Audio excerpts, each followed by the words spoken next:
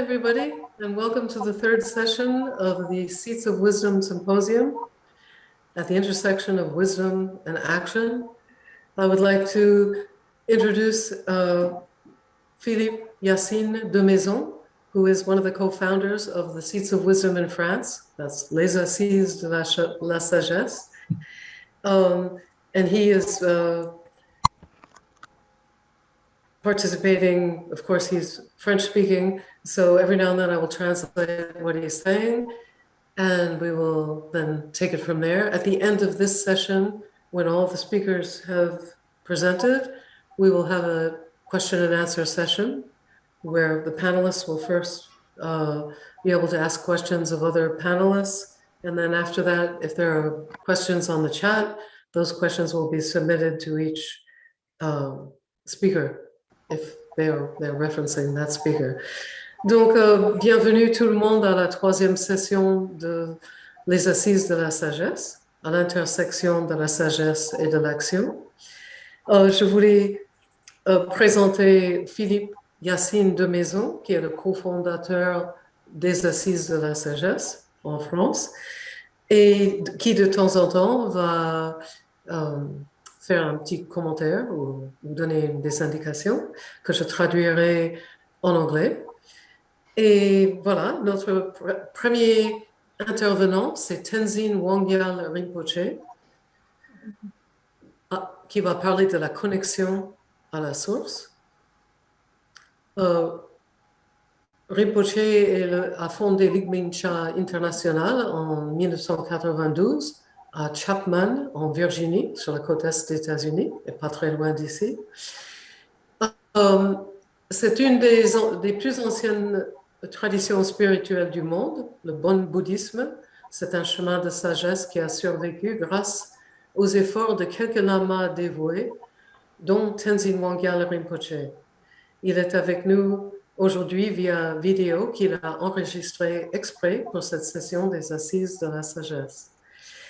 The first speaker will be Tenzin Wong Gil Rinpoche, speaking on the connection to source.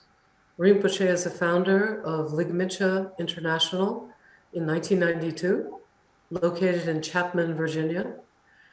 One of the world's oldest spiritual traditions, Bon Buddhism, is a path to wisdom that has survived thanks to the efforts of a few devoted lamas, one of whom is Tenzin Wong Gil Rinpoche. He's with us today via video. He recorded on purpose for this session of the Seeds of Wisdom. Voilà, let's have a wonderful, warm welcome for Tenzin Wong Gil Rinpoche.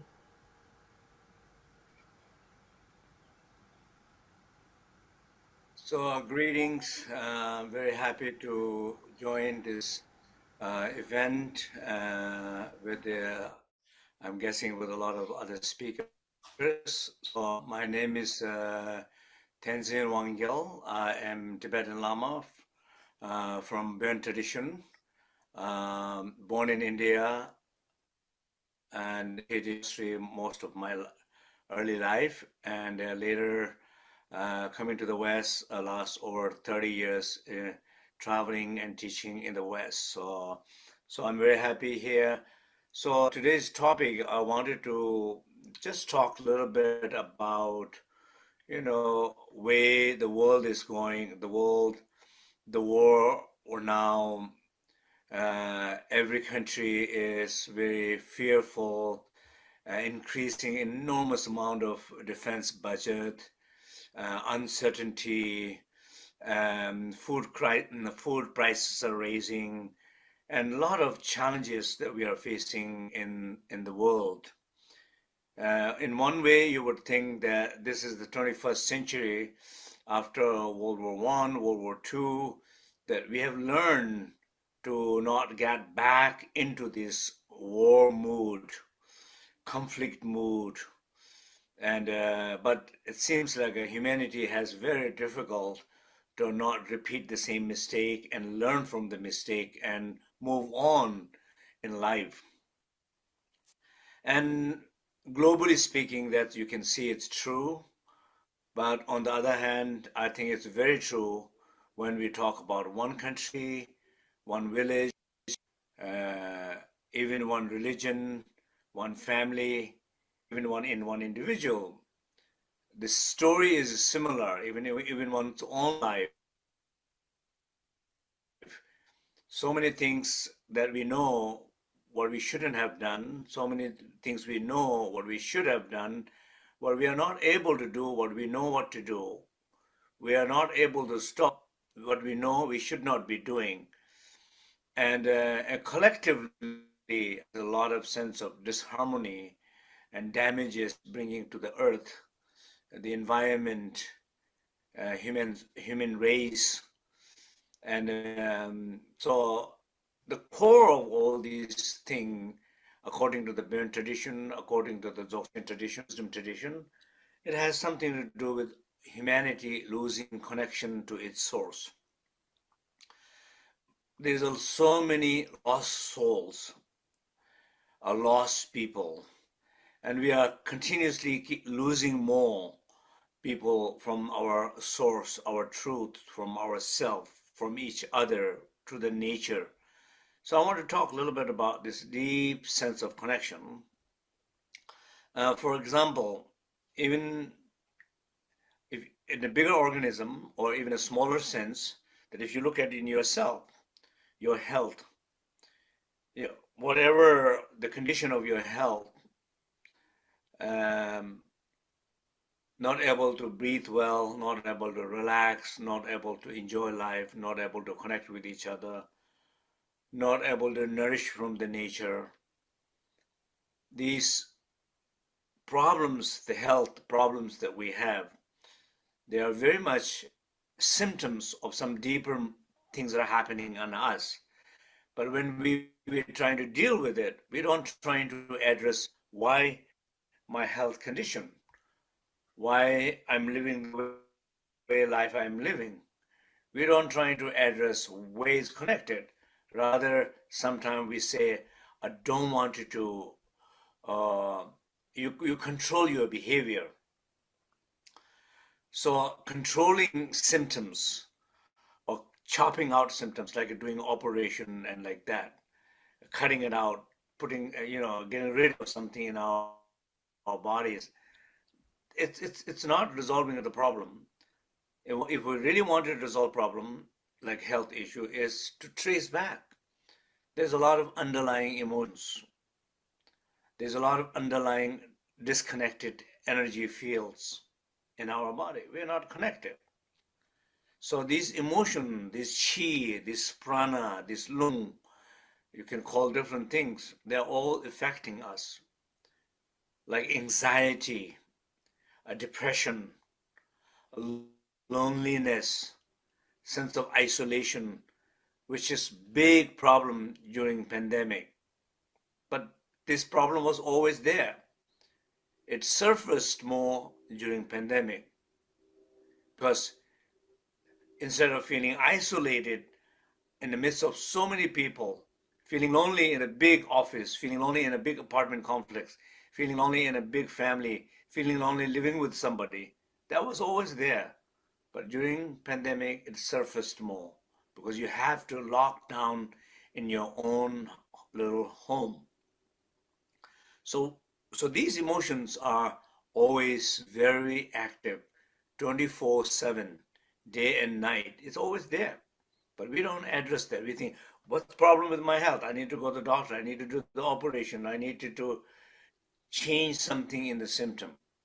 We don't address it's connected with our way of our thinking.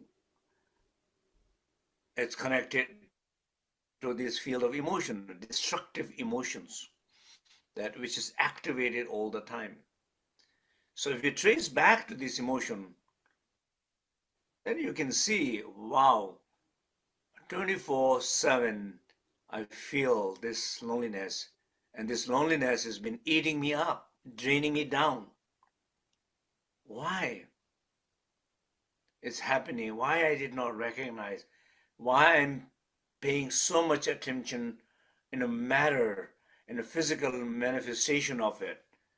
why I lack to addressing the source of it.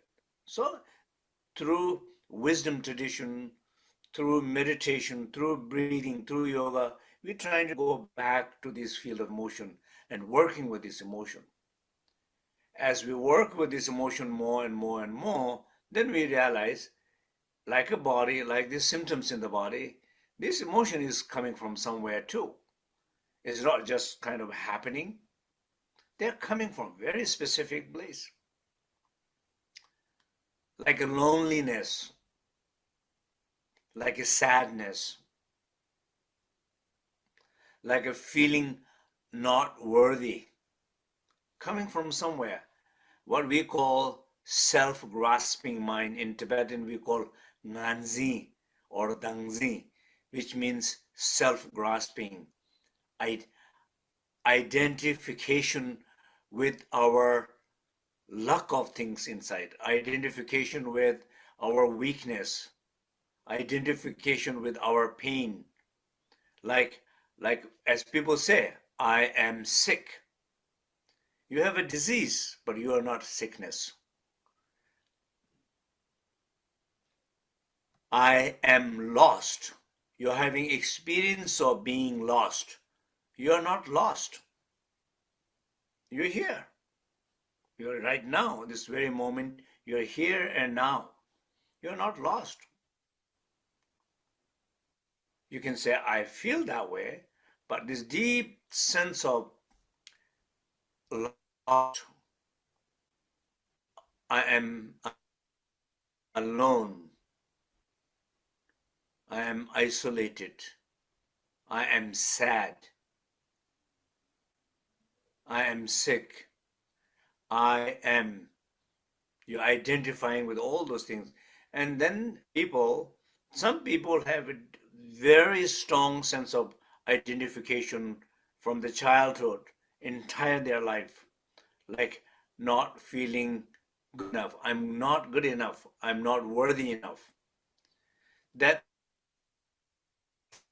simple like that, not good enough, I'm not worthy enough, it affects entire your field of emotion.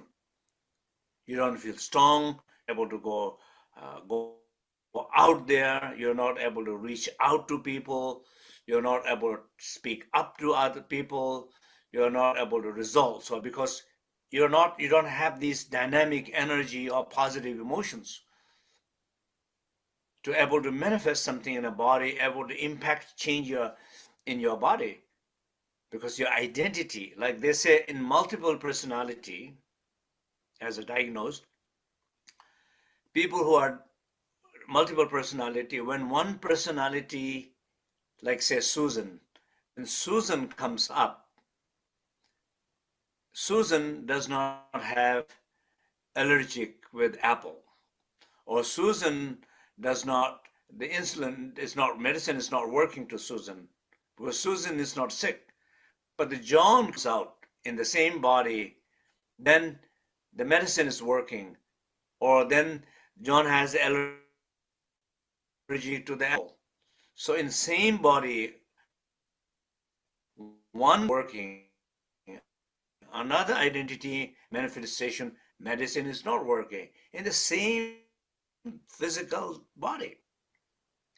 What does that tells us? That tells us that identification is the key, the root of whole structure of biological change. The whole influences our health. Identification has something to do with everything. But usually in the West, sometime when for diagnosing DID, identity disorder or multiple personality, we talk about these things. But ordinary like ourselves, we don't talk about these things. We think we are normal. But we have the same issue. Whatever deep inside your identification is, it's influencing, it producing all these destructive emotions. When it's wrong identity, or not a good identity. And these destructive emotion lives so much in ourselves. It drains so much energy in your body, like a loneliness, like anger, like a hatred, depression. And these destructive emotion, it slowly eating up all the vitality of our body. So if you wanted to address this issue in your body, you have to address these issues in the field of emotion. If you want to address this field of emotion, you have to address back to what identity is producing it. So, and what all these experiences is coming out of simple one thing, a lack of connection. Because pain identity is the most important thing. What happened to the pain identity and what is happening to the pain identity, it has lost the connection to itself. We have lost connection to ourselves. We have lost connection to the soul, to the source. So when we are lost, no matter what we do out there, it's very difficult to impact the world. Like let's look at the global issues, like right now, what's happening, all these kind of negotiation, peace talks, trying to resolve conflict, trying to bring more peace and harmony, and wealth in the world. And every time you see whenever the leaders come together, and collective pain identity, each leader coming with their own pain identity, which is normal. But when they come to a collective place, they're not able to shift anything from that, their innate pain identity. Only thing what pain identity wants for their own gain, then that is what is brought in a collective place. They're not able to see what is better for the world, bigger picture. What is better things to happen in this global community? What is better to happen between these two countries? What is better things to happen in this family? Not only me and you or two siblings, but entire family. What I can sacrifice in order to bring a harmony in this entire family, which is I'm part of it. What I can sacrifice, the big leader should do that. What I can sacrifice, what we can sacrifice, that there's a global peace, there's a global harmony, which I'm part of it, or our country is part of it. When any leader able to think from that bigger place, a collective place, there's more impact in the society, in the community, in the family. So I think that's a very important part of something sense of like a decision-making process that so important that we really recognize the core problem is we all have lost the connection to ourselves, lost the connection with each other, lost the connection to the environment and the nature. This losing connection is bringing a lot of disharmony in my own body, my own field of energy, bringing the disharmony in my own family, in my own country, and disharmony in the collective global world, because it comes from that disconnection.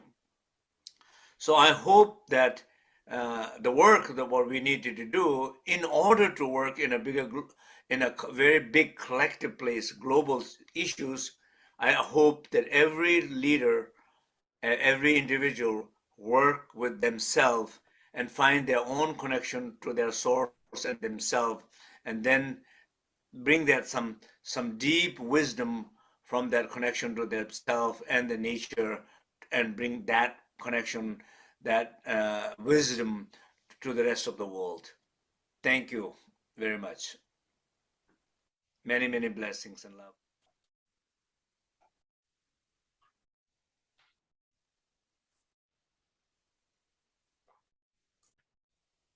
Thank you so much, Tenzin Wong Gil. Rinpoche for making this video. It really is one of the key points to everything that we're discussing today. Merci beaucoup Tenzin Wong Gil pour avoir fait ce point extrêmement clé dans notre discussion, la connexion à la source et ce qui peut en découler. Notre prochaine intervenante, our next speaker is Kenda Hanuman. She's addressing a voice for the rights of nature. Kenda Hanuman is a member of the Friends of Buckingham, whose mission is to preserve the natural resources and cultural heritage of Buckingham County in Virginia, and to encourage and support sustainable development. Her personal journey into universal wisdom led her to the founder of Yogaville, Swami Satchidananda, his key teaching, the message of Lotus. Truth is one, paths are many. And from there into the realm of engaged activism. She will be exchanging with us today, live via Zoom. Notre prochaine intervenante, c'est Kenda Hanuman, une voix pour les droits de la nature. Kenda Hanuman œuvre avec les Amis de Buckingham, une organisation dont la mission est de préserver les ressources naturelles et l'héritage culturel du comté de Buckingham en Virginie, et aussi d'y encourager le développement durable.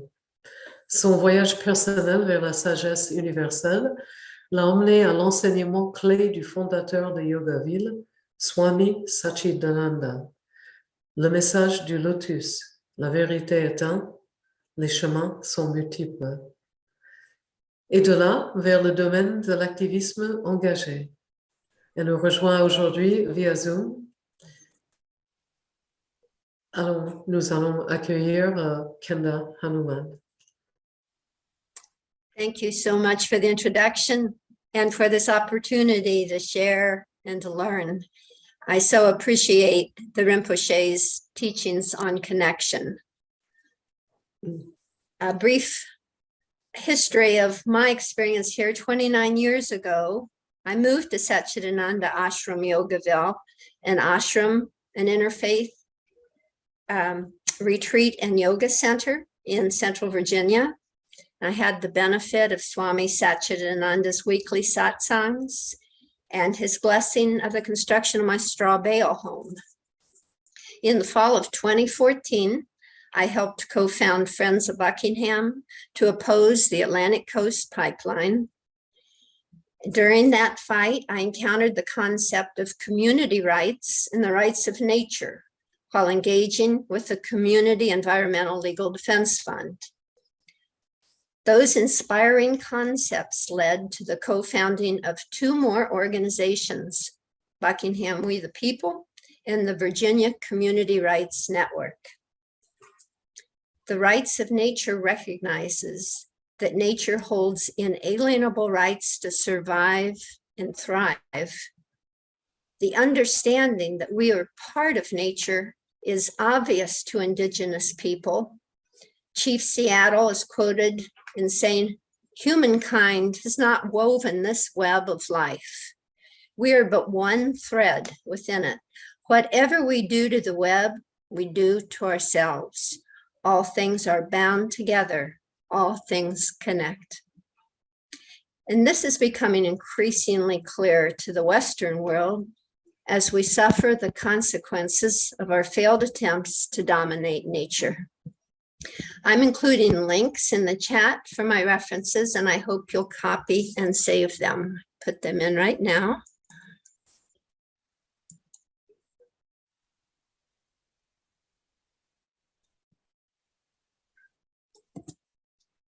There they are. I hope you can see them. So Swami Satchidananda shone a light on the understanding that truth is one and paths are many, not only in teaching about world faiths, but about our oneness with all life. His light and levity is expressed in the following videos. The first one in 1969, he opened the Woodstock Festival. Please play video 1.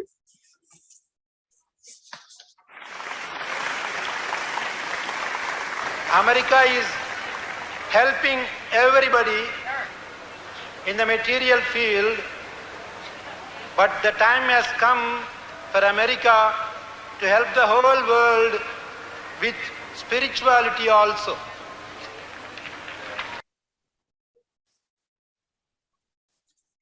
And then moving on to engaged activism. The next video, Swami Satchidananda speaks on our rights and responsibilities. Please play video 2.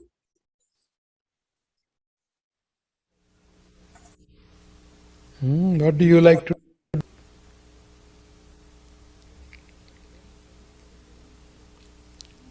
Prevention is better than cure. You don't have to kill them if you don't encourage them to come to your life. Cockroaches just don't appear themselves unless you keep your kitchen dirty. They also have to come and live. They have to have something to eat. So if you see cockroaches, that means you are not keeping the things clean. They are telling you that. They come to tell you, please keep your kitchen clean.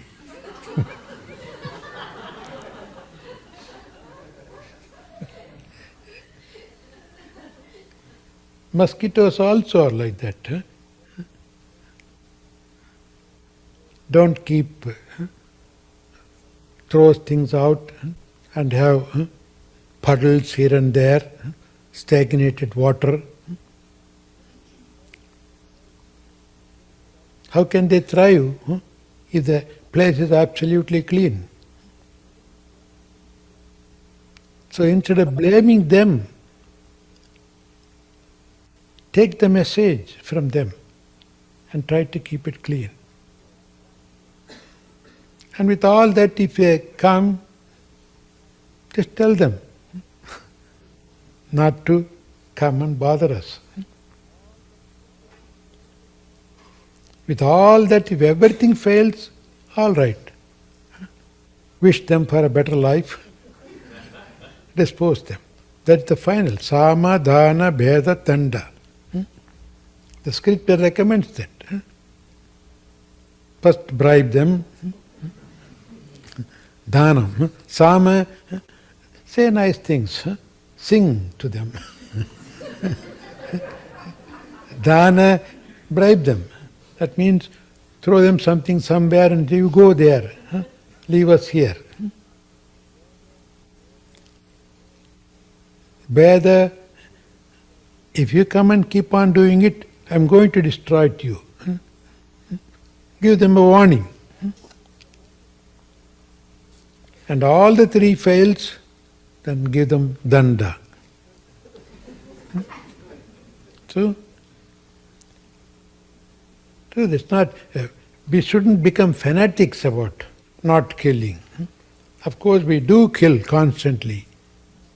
Even the so-called ahimsa murtis, the personification of ahimsa, they also have to kill to survive. As you know, if you drink even one drop of water, ask the doctor, they'll tell you, in that one drop of water, there are millions of animals. Are you not killing them? If you breathe in, all the bacteria that goes in, gets burnt, comes out as carbon dioxide. So if you really don't want to kill anything, you should not eat, should not drink, you should not even breathe. That means kill yourself. So there is a limitation for everything. We shouldn't go to the extremes. Consciously we should not hurt. That's why it's called ahimsa, not non-killing. non-violence. Ahimsa paramo dharma. Non-violence is the supreme dharma. That means do not cause violence.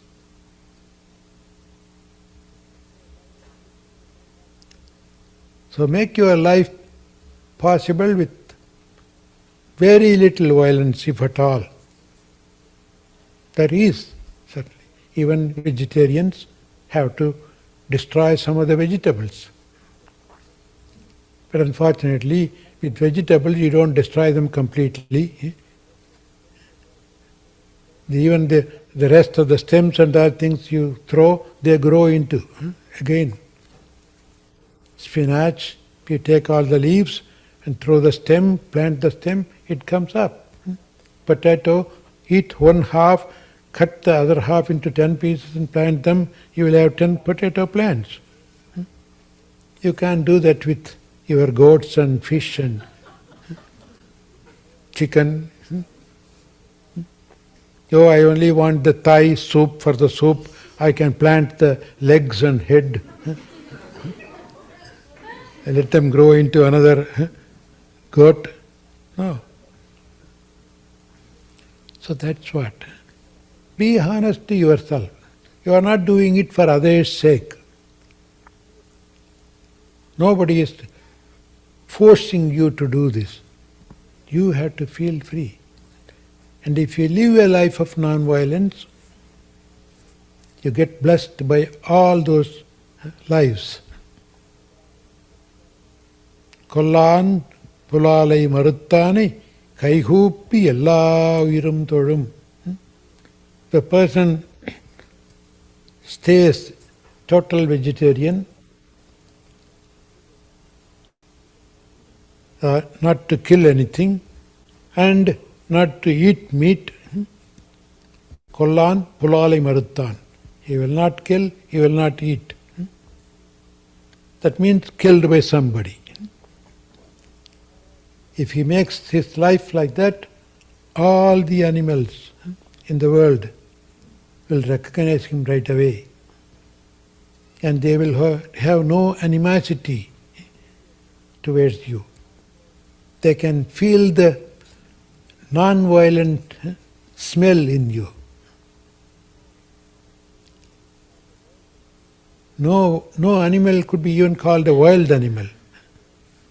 Sometimes in the natural stories and things like that, they say wild animal. I even don't like to call them wild animal. If at all there is a wild animal, it is we. We are the people who do wild things. Like killer whale. See? We kill the whale and we call the whale killer whale. No animal purposely comes to hurt us. They all live abiding by the nature's law.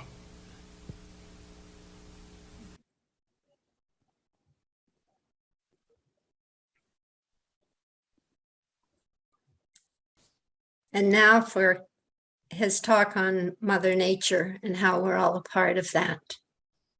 In video 3.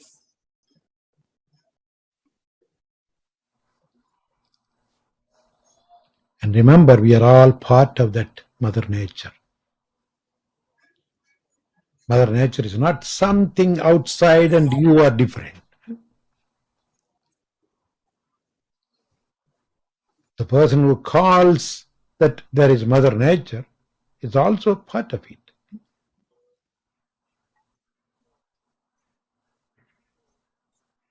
So, you have that same nature within you. You don't even have to develop it, it is there.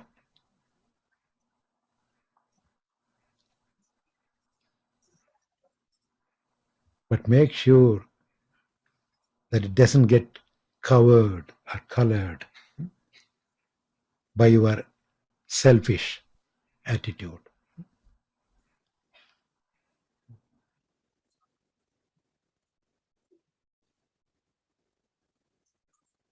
in closing, I'd just like to quote Swami Satchidananda saying, there's a vast ocean of consciousness, which we call God. Everything is God. He didn't make the world out of anything but himself. The universe is full of life. Thank you.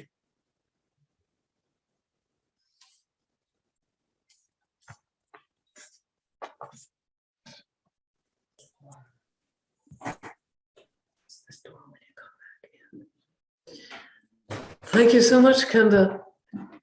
That was beautiful. Very refreshing. And to see Swami Satchidananda. I had actually never seen him before. Yeah. Merci beaucoup, Kenda, pour ces moments avec toi et avec Satchidananda. C'était très rafraîchissant d'être en présence de quelqu'un assis comme ça, qui exude une espèce de connexion à la source.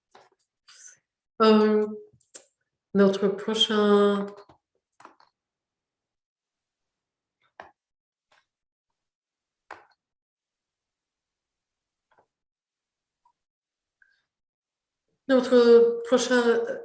our next speaker is Reverend William Barber II, a national call for moral revival, President and Senior Lecturer of Repairers of the Breach, co-chair of the Poor People's Campaign. Barber is a Protestant minister and social activist. He received his bachelor's degree in political science from North Carolina Central University, cum laude, in 1985, a Master of Divinity degree from Duke University in 1989, and a doctorate from Drew University in Public Policy and Pastoral Care. He's the author of 4 seminal books on such subjects as fusion politics, moral organizing, and the New Justice movement. One of his key teachings is moral dissent has been and still is our calling today. He will be connecting with us via YouTube video at the Poor People's Campaign Palm Sunday service. Notre prochain intervenant, c'est Reverend William Barber, un appel national pour la renaissance morale. Président et maître conférencier des réparateurs de la Brèche, Barber est aussi coprésident de la Compagnie des pauvres, pasteur protestant et activiste social. Il a obtenu son baccalauréat cum laude en sciences politiques et une maîtrise en théologie, suivi d'un doctorat en théologie de l'Université de Drew dans le New Jersey. Il est l'auteur de 4 livres fondateurs sur la nécessité de l'engagement. Son enseignement clé est celui-ci: la dissidence morale a toujours été et reste encore notre vocation aujourd'hui.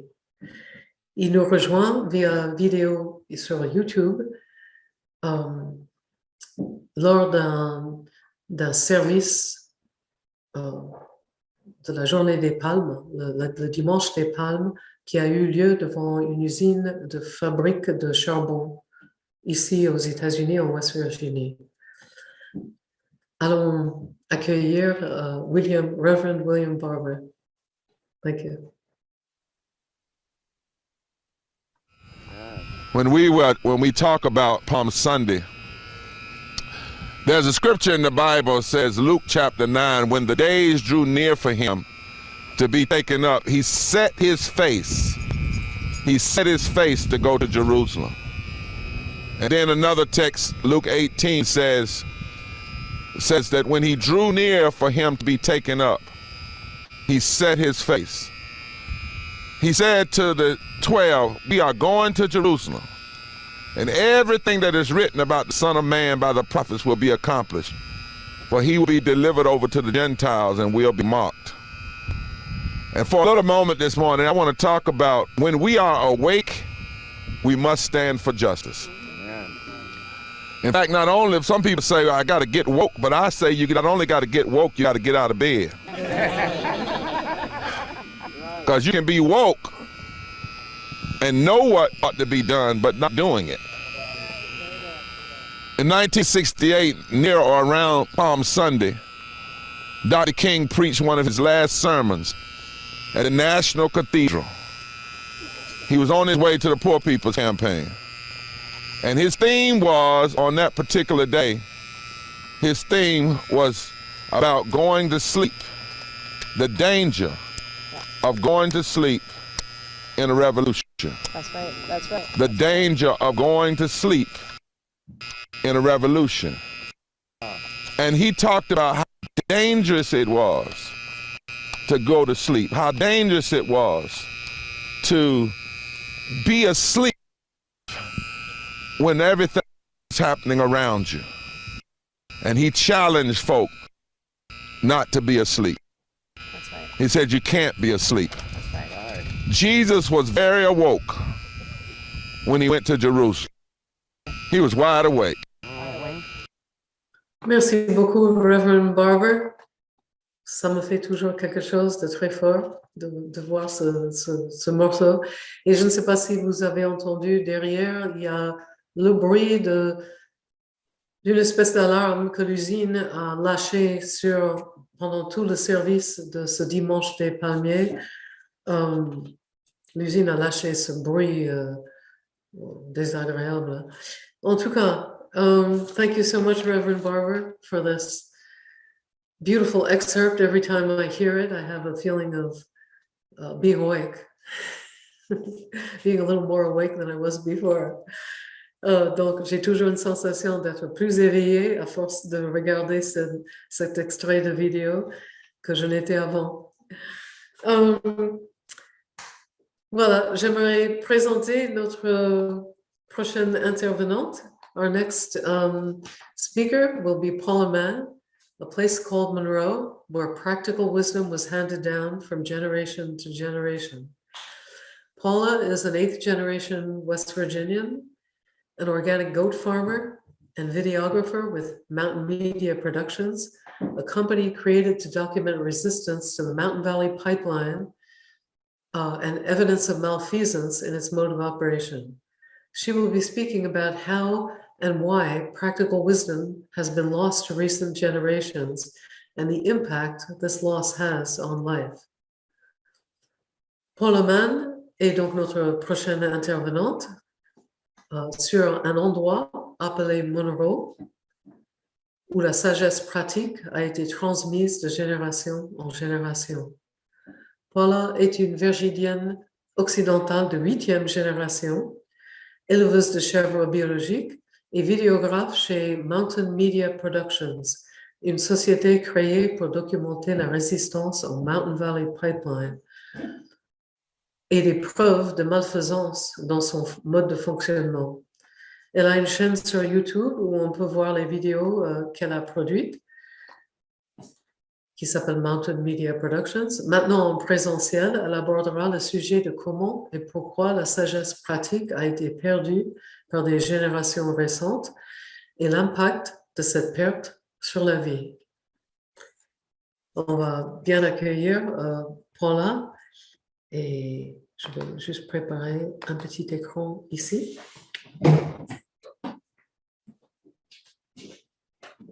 Bon. Tu vas descendre là comme ça, défiler. That's it. You don't do it now, but when you're ready. Thank you, Rosanna.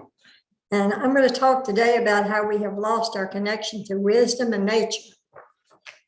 Back in the day, people listened to their elders, knowing that their well-being, and I could certainly say survival, depended on it.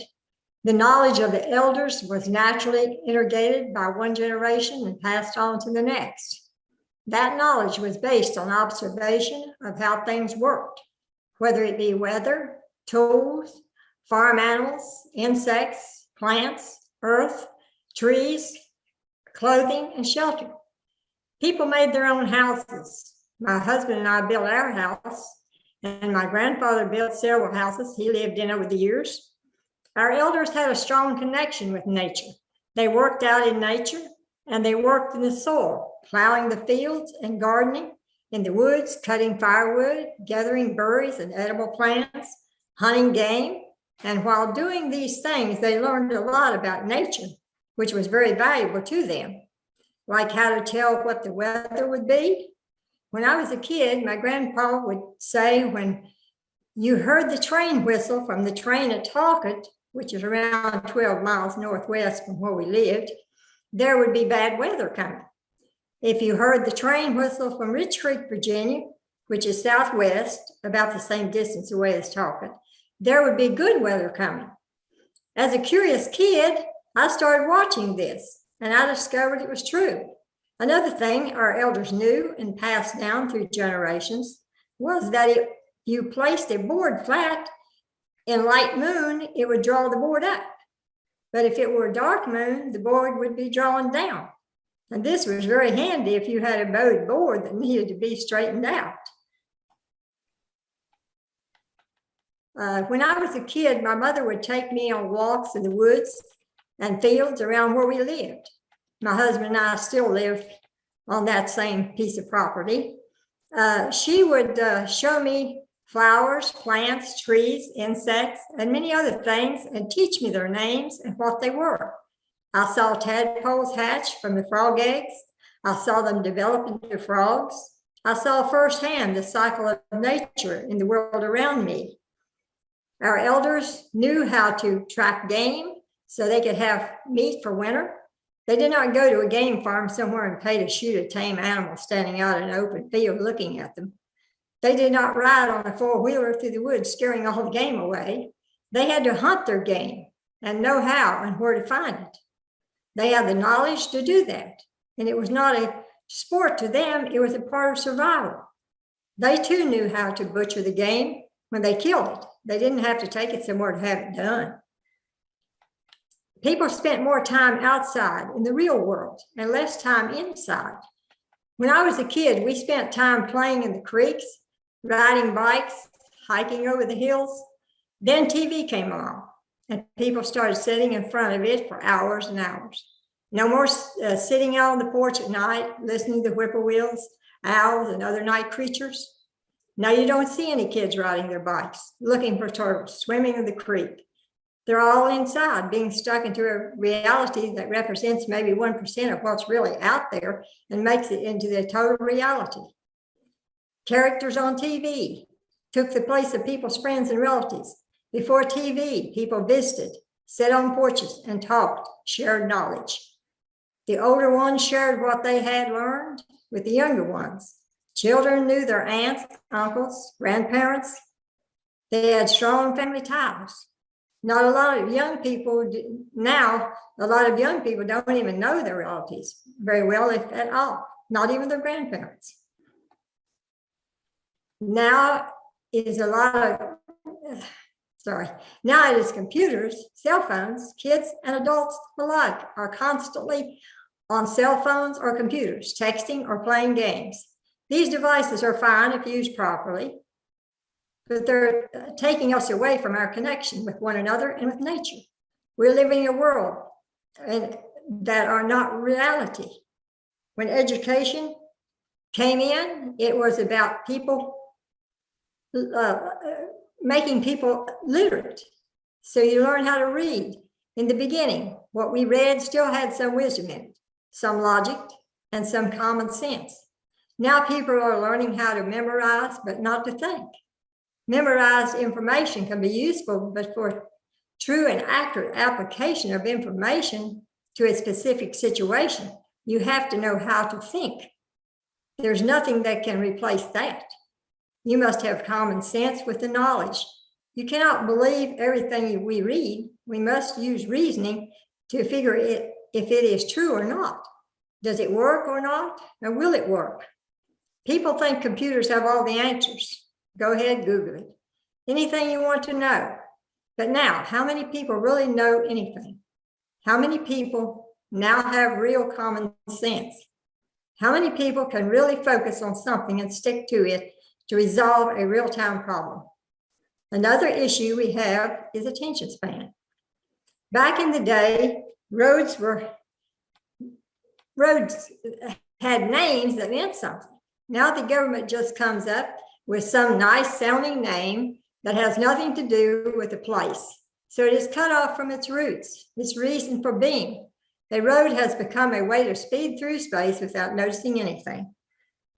This area was found to have very high level of cultural attachment. Back in the 70s, when communities were working together to prevent a high tension power line from crossing the land, a lot of people who had settled here from the overcrowded cities saw the value in the way we lived here and set about to learn how to farm, how to identify the fauna and flora and take care of the land. But in the space of 2 generations or so, all that has changed. People's attention has been turned away from life and everything that supports it. They want jobs, riding around in bulldozers, ripping out old growth trees, destroying the earth. They're on a roll. They're getting a paycheck. They have absolutely no idea what they're doing. There has been a dramatic decline in social order from building barns together, learning a trade, and becoming good at it. We now have huge segments of the population that are drug addicts. Others are forced on hating people. Others are focused on hating people of another race, color, or political party. Back in the day, the Republicans were what we called conservative. That meant that they wanted to conserve what we learned that was good and used it for a baseline for moving forward. The Democrats were the progressives. That meant they were about finding new ways to make things work and meet an evolving world. The two would balance each other out so the whole boat could stay on an even keel. We must be in step with the natural world around us. We can gain much wisdom from the natural world. We are closer to God, and we learn more about God from nature because He is the one who has created it all. God put us on this planet, and we are to care for it and not destroy it. But the sad part is that we have done the opposite. And now with climate change, we're paying the price for our greed and our lack of knowledge. I'm interested in being part of this initiative to revive wisdom because without it, our species has begun to decline in real knowledge and common sense. If something was to happen that we were forced to have to live without our modern conveniences, could we survive as our forefathers did? Would we have the knowledge they had to survive? A few would have the knowledge, but most would not, because we are not passing that knowledge on to the next generations. Our survival is on the line. If we are to survive, then we must have wisdom and use that wisdom for the good of all. Thank you.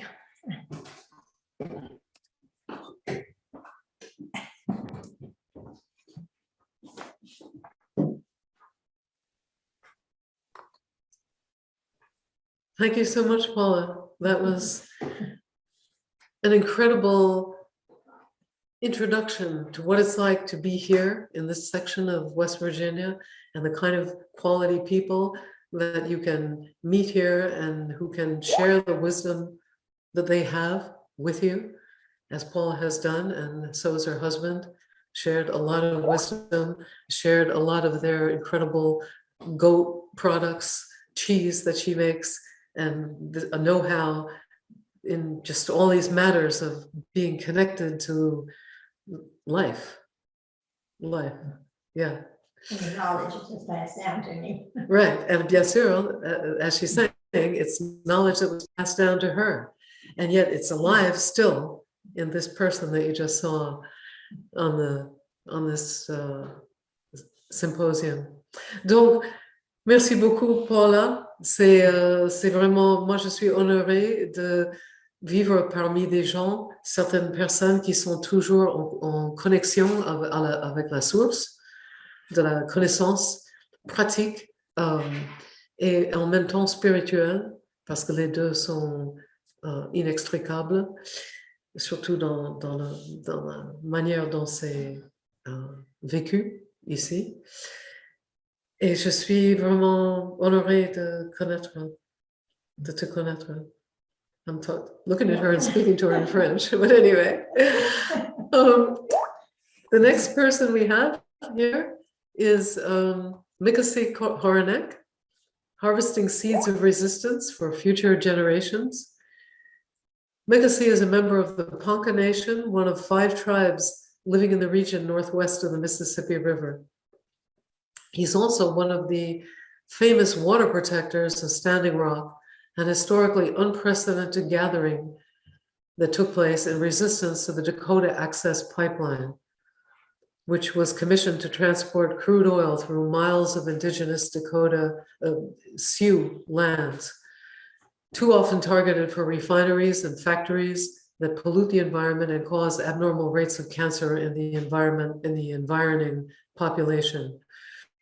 Garnering international attention, the Standing Rock water protectors camped out along the pipeline route in teepees for over a year, praying and chanting, Mni Wikoni, Mni Wikoni, water is life. In 2016, Mickasee traveled across the country from Standing Rock to West Virginia to stand in solidarity with local communities working to protect their land, water, and cultural heritage from another pipeline. Mickasee will be with us today via a video that was taken by Paula Mann and that she very generously excerpted out of a longer, way longer video so that it would be easy to show you today. Notre prochain intervenant, c'est Mickasee Horanek, la récolte des graines de résistance remise depuis la nuit des temps aux générations suivantes.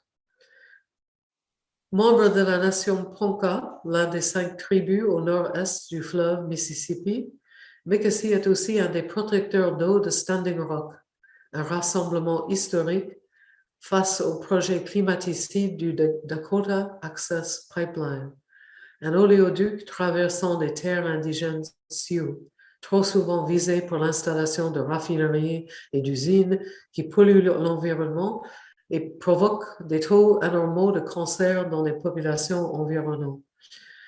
Les protecteurs d'eau ont campé dans des tipis pendant plus d'1 an en priant et en chantant Mni Wikoni, Mni Wikoni, l'eau c'est la vie.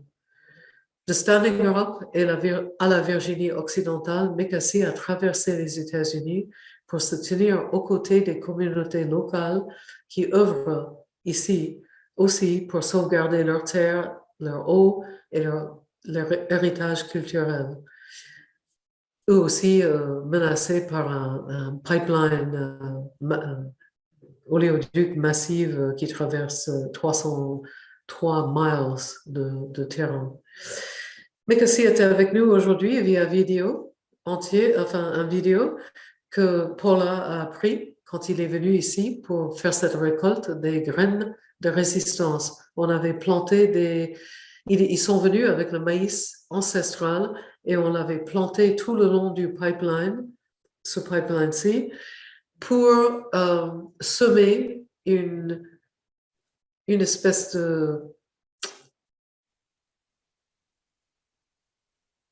protection contre le pipeline. Et voilà, il va nous rejoindre via vidéo que Paula avait enregistré. Bienvenue à Mickasee Horanek.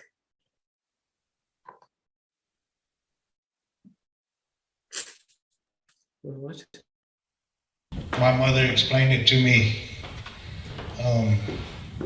I grew up on the reservation, and I was raised on the reservation with my grandmother, my mother, my uncles, my cousins.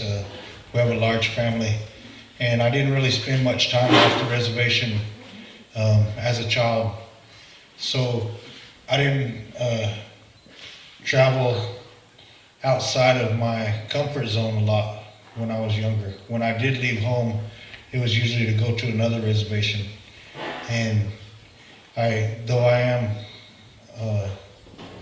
half Czechoslovakian and half Ponca, most of my life was spent with my native family, although I do know both sides of my family, and I was a part of my grandfather's life, and the other side, most of my time's been on the res. So when I became involved with the Keystone XL pipeline fight and started working with Jane, and I got to know Art, and our friendship began, it was kind of hard for me to understand what I was doing. I knew that I was there to protect the land, and I knew that where I was in Art's farm in his homeland there was also my original homeland, my territory of my ancestors, my grandfathers and grandmothers. And my mom explained it to me that we have connections to the land, that we as indigenous people, Native American people, have a connection to the land, that we have a connection to the water and to the living things, and that we've been taught by the Creator how to live in balance and harmony with Mother Earth, Mother Nature. She also explained it to me that now each one of you, your families has been here for generations, that you've buried your mothers, you've buried your fathers, your grandmothers and grandfathers. Some of you have buried children in this land and in this earth. So you have that spiritual connection to the land, the same that we do as Native Americans, that our ancestors are buried in this land and your ancestors are buried in this land. So you have this deep connection to your home, and you want to protect that home, and you want to protect that land. And that's what brings you here today. And that's what brings me here today. I'm a father. I'm also a grandfather. And I want to protect the land, and I want to protect the water, and I want to protect our natural resources for the future generations, for my children, my grandchildren, and the ones to come after them, that my bloodline could live on, that my people could survive as we have survived and endured throughout the ages and throughout the generations. So I commend each one of you for your efforts. Individually, they can break us down and they can defeat us. But it also takes that individual effort to come together collectively, the way that you're doing today, the way that you've been doing.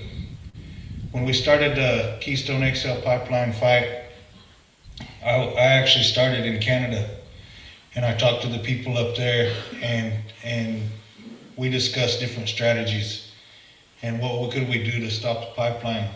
And I knew it was going to be through organization, the organizational skills of certain people that could bring people together, town hall meetings, and I explained to them that I thought that we had to go to each community along the proposed route that it would affect.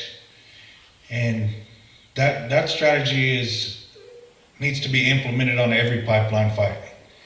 That we have to organize each other and organize the communities that could be impacted by the pipeline or a coal fire power plant or a strip mine or a logging company or whatever it is that threatens your way of life, that threatens your home. So that's one thing that I think that has to be done, and that I've seen that works in the past. I think that what's going on in Standing Rock right now, if any of you are aware of what's going on in Standing Rock, North Dakota, I've been on the ground in Standing Rock since August the 8th.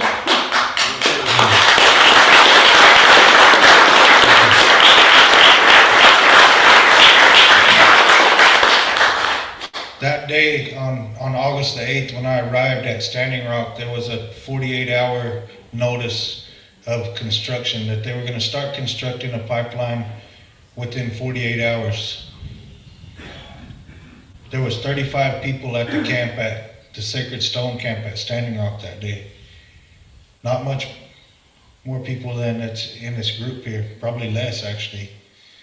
And we came together in a circle much like this and prayed.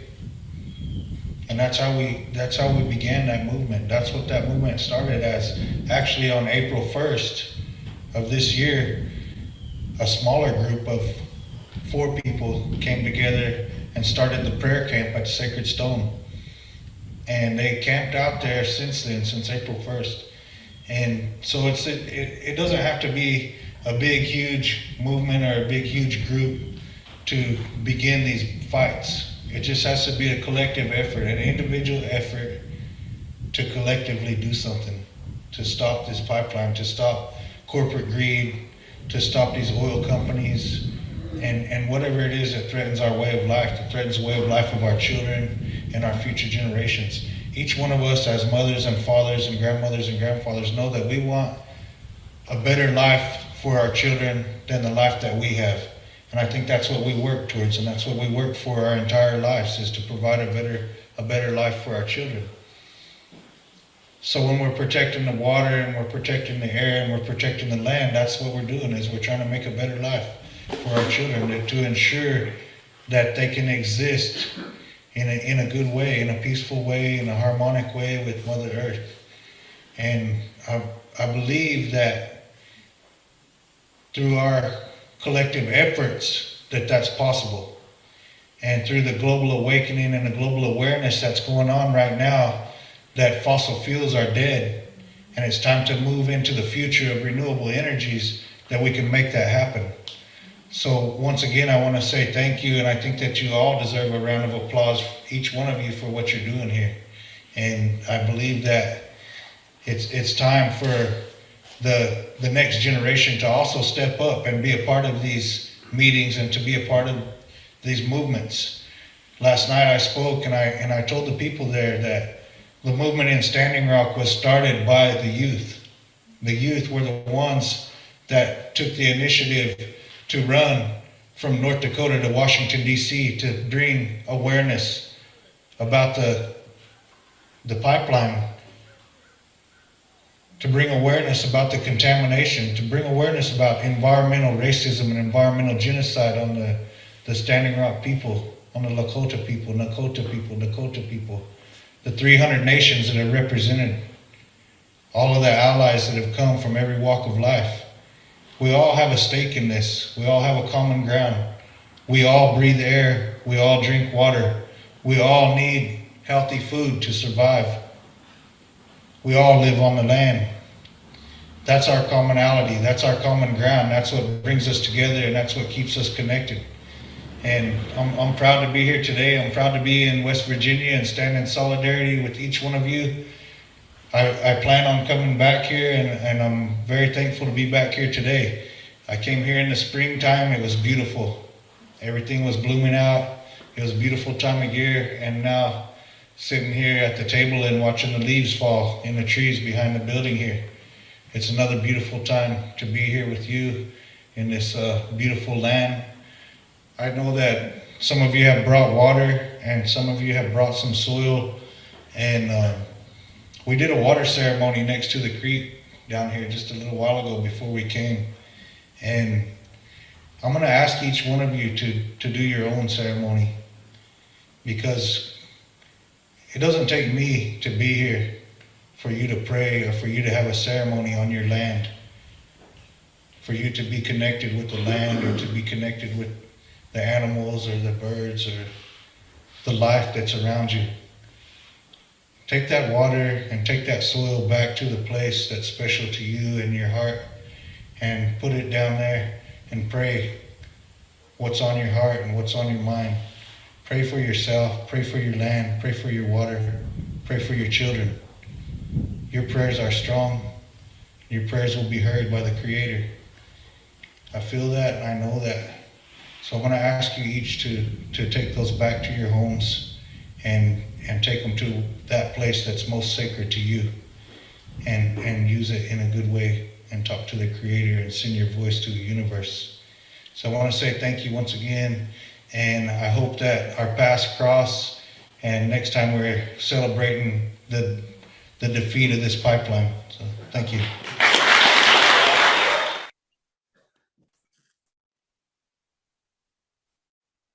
Merci.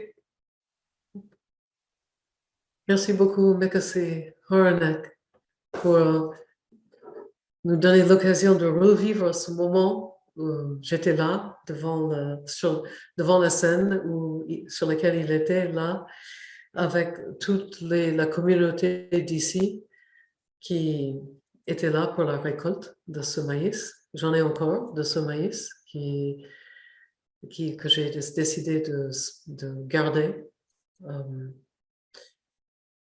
Thank you so much, Mikasi, for being with us once again.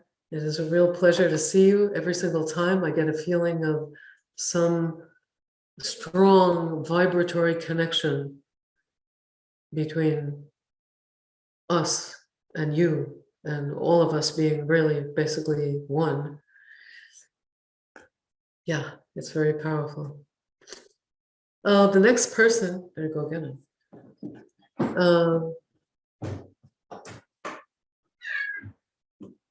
In fact, the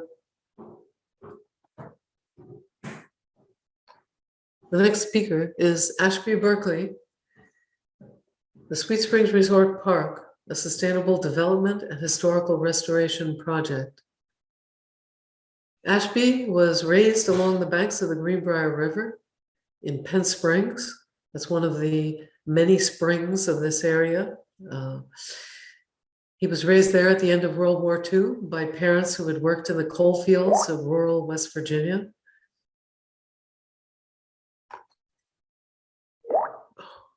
Sorry, I'm getting beeped here.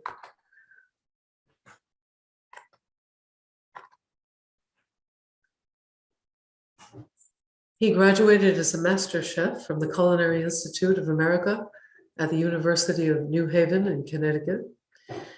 He's the co-founder of the West Virginia Hospitality and Travel Association and has taught the art of hospitality in a number of post-communist countries, one of which was the Ukraine.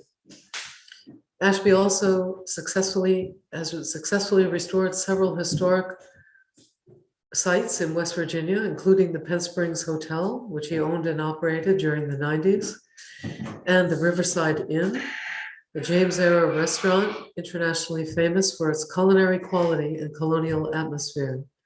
In 2015, he purchased the Sweet Springs Resort Park, one of West Virginia's most treasured historic places. It is currently being restored to its former glory as one of the famous thermal spas of the two Virginias. Nestled in the foothills of the Appalachian Mountains, it is home to a majestic brick hotel with Greek columns and porticos designed by Thomas Jefferson. Ashby Berkeley, c'est notre prochain intervenant. Il va parler de bienvenue au Sweet Springs Resort Park, un projet de développement durable et restauration historique. Ashby a été élevé au bord de la rivière Greenbrier à la fin de la Deuxième Guerre mondiale par les parents qui avaient travaillé dans les charbonnages de la Virginie occidentale. Il est diplômé en tant que maître cuisinier de l'Institut culinaire d'Amérique et il a enseigné l'art de l'accueil dans plusieurs pays post-communistes et notamment en Ukraine. Il a restauré avec succès plusieurs sites historiques de la Virginie occidentale, y compris l'hôtel de Penn Springs, dont il était propriétaire au cours des années 90, et le Riverside Inn, un restaurant dans le style de l'époque Jamestown, célèbre pour sa qualité culinaire et son cadre colonial. En 2015, il a acheté le Sweet Springs Resort, un des lieux historiques les plus précieux de la Virginie de l'Ouest. Il est actuellement au cours de restauration à son ancienne gloire en tant que l'un des célèbres stations thermales des deux Virginies. Niché dans les contreforts des montagnes Appalaches, il abrite un majestueux hôtel en briques rouges avec des colonnes et portiques grecs, conçus par Thomas Jefferson. Voilà, je présente Ashby Berkeley. Il va falloir que tu viennes. You have to sit down here. I'm gonna do that. Okay, I'll get up. I just want to move this away It's not from. that far. There. Okay, here we go. Voilà, okay, pour Ashby Berkeley.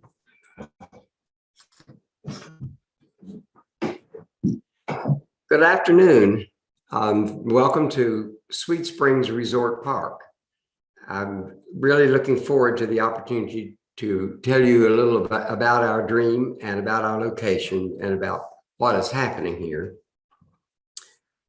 This is a very historic property, probably as historic as any building in the United States today. It was the beginning of the flow from the East Coast and the United States, and from the East, from Washington, Philadelphia, New York, and all of those areas traveling down south. So we were right in the middle between the North and the South in the mountains, the beautiful Appalachian Mountains. And the park here is at the foot of what is known as Peters Mountain, which is a large, very long, I'd say probably some 51 mile range across the backside of the property.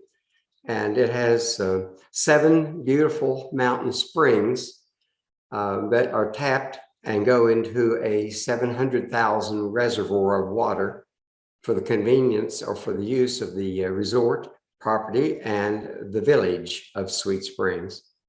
And it has a bottling plant and opportunity also to do bulk bottling for transporting to or shipping out to Europe, especially for primary beverages. Okay, as what I need to be telling you though is a little bit more about the place. It's extremely historical, designed by Thomas Jefferson. The first hotel property here was in the mid 1750s, and that was started by log cabins by more or less a poacher. He was a friend of the Lewis's, but he did not own the property. And then later, about 1754, he built a log hotel here with a long stretched porch on the front. And people started coming and recognizing the value of the water. The water is what it's all about in the history. It's a magnificent artesian spring that gushes forth from 1,600 feet down into the earth and flows at a huge flow into the Dunlap Creek and down through the fields of the plantation here. It stays at a constant temperature of 73 degrees Fahrenheit, so it's perfect for soaking, for relaxing or drinking or cooking or whatever have you. And the water has been tested multitudes of times.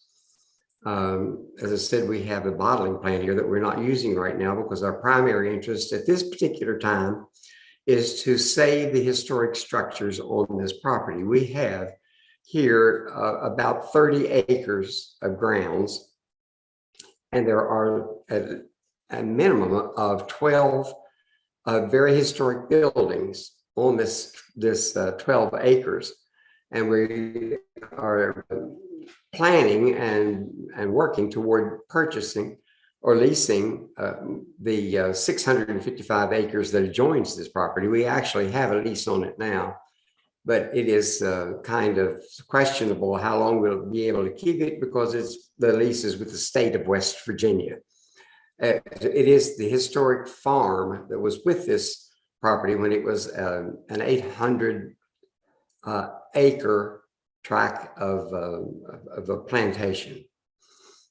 But and the water from here has been tested, and what is still is being tested, and twice has been picked as the finest drinking water in the world. So we do have a good source, and we're very protective of it. Our interest here at this time is to not only restore the building because of its historical value, but because of its use. The hotel this is the third hotel, so they kept improving. They tore down the log building, they built a big brick hotel. They tore that down and they built another bigger brick hotel that was opened. It was built in 1833, the one designed by Thomas Jefferson. And it has approximately 500 rooms in 3 large sections. And our plans with the present hotel is to take 1/3 of it and do a colonial style country inn with a tavern type dining room and bar. And the middle section will be a extended stay, something like 1 and 2 bedroom suites. So you can come and stay the entire season if you want to, or a short stay. And that will be the other part of the hotel, meaning 2/3 of it. And then the last part will be for professional uses, for doctors, lawyers, architects, and private people who want to have shops out here, whether they're wine shops, cheese shops, catering, or whatever. There is a big demand for it because there's absolutely nothing around us here without driving at least 20 miles in any direction to get even gasoline. We are also opening a gasoline and electric charging place for automobiles. We also on the grounds have a dormitory building that will accommodate up to 30 youth. We still have to restore that property.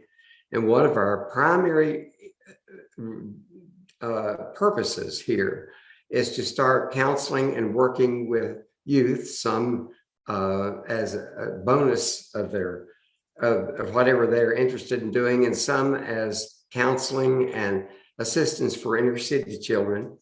International. We want to do an international program.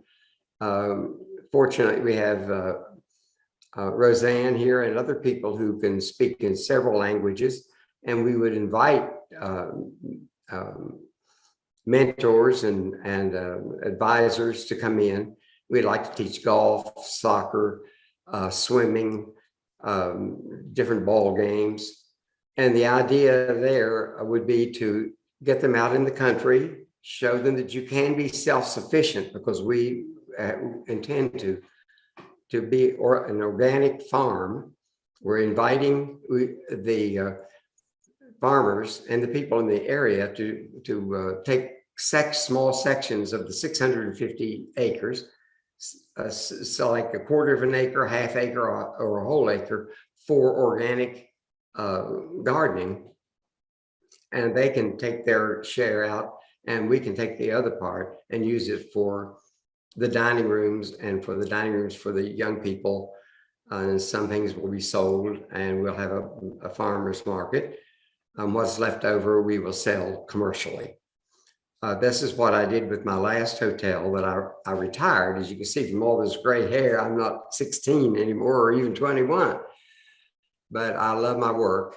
And I can't sit down, especially with all the things happening in this world with the young people. I was a youth minister in my church for about 15 years.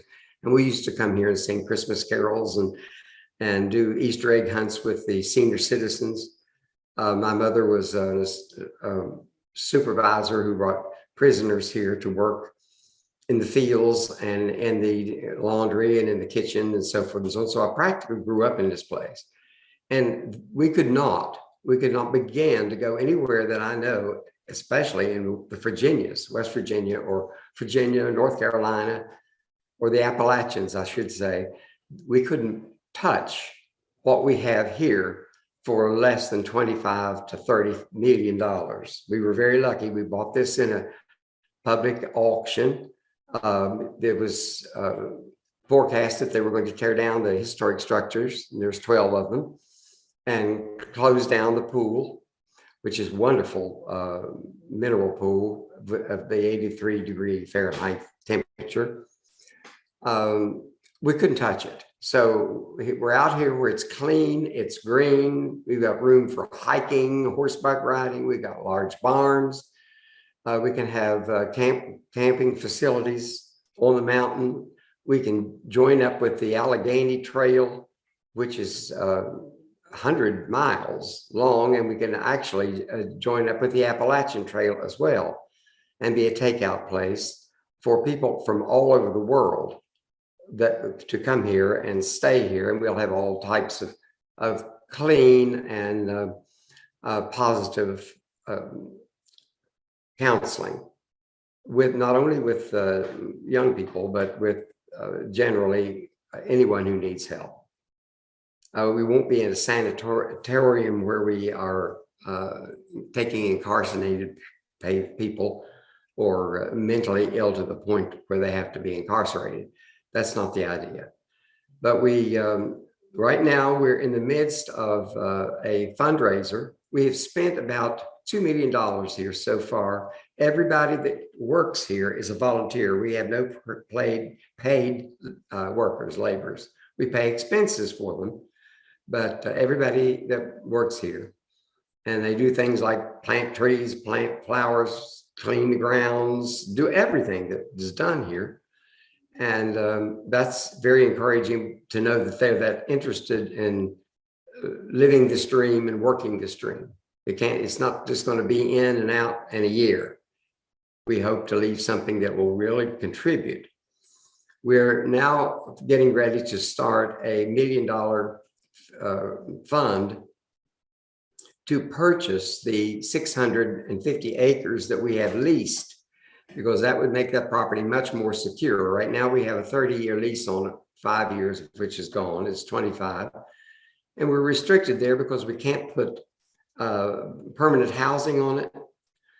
So that means we have to put more buildings on our 30-acre tract of the old hotel property. Anything that we build here, we have to leave, and we're not going anywhere, but we want the facilities to take care of the youth, the people that come in.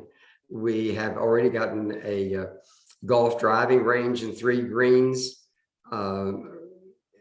designed so we can teach golf. We want tennis courts, as I said before, and squash and all of these things so that they can see that how the other half of the world lives.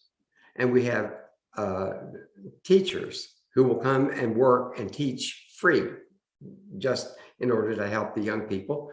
And not necessarily, they're not necessarily desperate, but it will hopefully help them to know that there is still a human world here, and that we've got clean places here and beautiful places here, and that we should take care of it and enjoy it. I wish you were here so you can ask questions. Can they? I'm not familiar with this program exactly. I'm not exactly a movie star, as you can see, with all this hair. But if anybody has a question, please pop it to me. Incidentally, we have started a petition that would allow us to purchase this property and do some other things. And we have 4,000 signatures of people who are supporting this project. And it will be an international project, not just a West Virginia or a U.S. project. That's very important. And we are looking forward to working with the world kids and counselors. So if you have a question, let's hear it.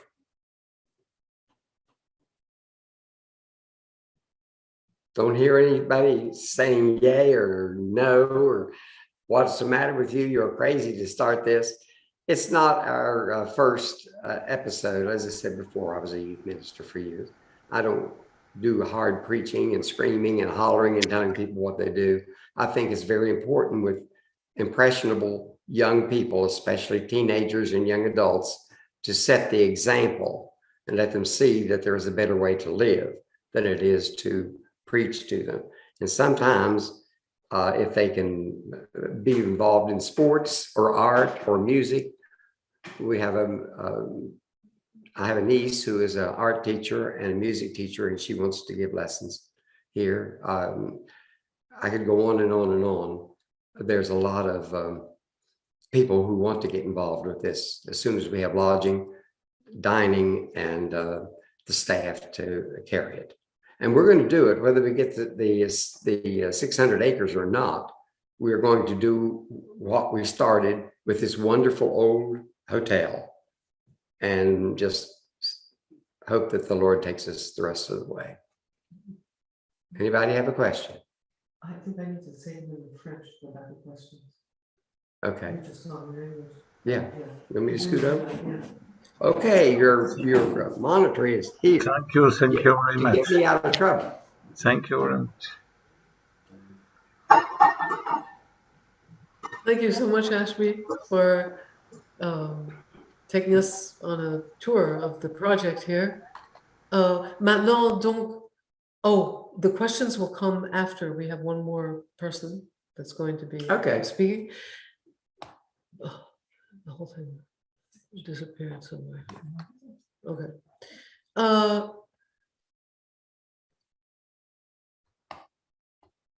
didn't mention that I had worked in the post-communist countries. Sorry, I can't get the thing to stick on the screen. Look at this. See this nonsense here? Mm-hmm. It's insane.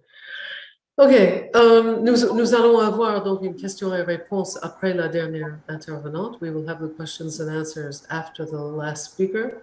So we have one more speaker right now before we open up the question and answer session. It's Dr. Elizabeth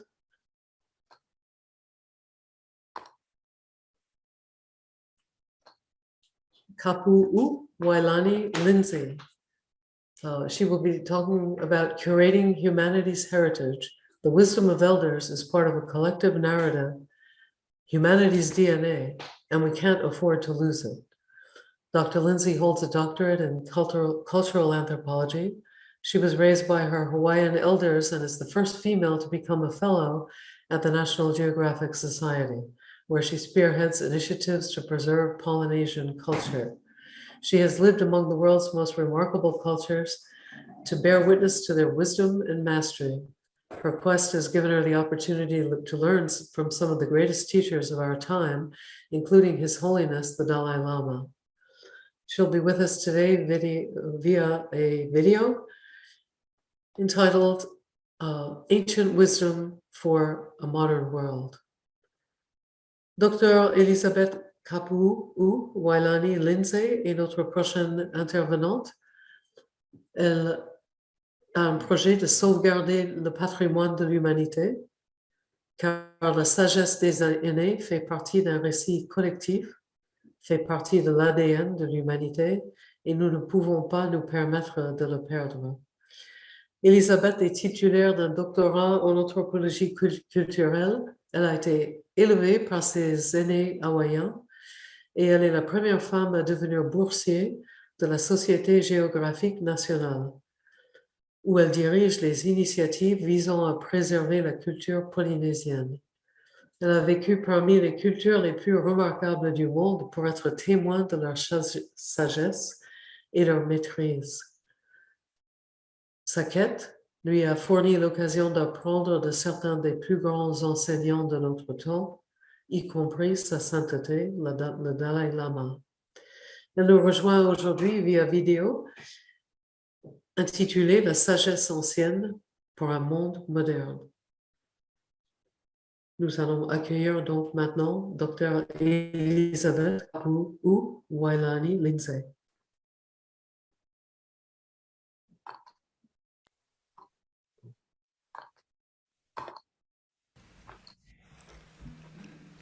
I'm 7 years old, standing barefoot at the edge of the ocean. I'm with my kupuna, 3 old Hawaiian women who care for my sisters and me while our parents work. It's twilight. We watch as the moon rises slowly over the horizon and the tides begin to shift. These elders know every stone, every sensuous curve of the bay. They rarely leave our hometown, yet they travel far away and in many ways. You see, they move effortlessly across the landscape where the inner and the outer worlds meet. They mend broken bones by chanting softly. They plant and they fish according to the lunar cycles. They speak to the winds and the rains as intimately as you and I would, beloved. There are those in the audience who know exactly what I'm talking about because you were raised this way. When I was young, I thought that explorers were men who wore pith helmets and went on safari. And I wasn't interested in that. Instead, I was captivated by the photographs in magazines like the National Geographic, where I saw cultures and I could look at their faces and imagine that these people knew the language of the winds and the rains. They could find their way home by the stars. And this is what I was interested in. I had no idea that I would become an anthropologist. In fact, when I was growing up, I didn't really know what anthropology was. But this much I did know. I wanted to bear witness to that which was vanishing because I saw it all around me. I watched as my elders yielded to an encroaching culture, a culture that misunderstood them, a culture that was suspicious of their practices and power. I saw how they would veil themselves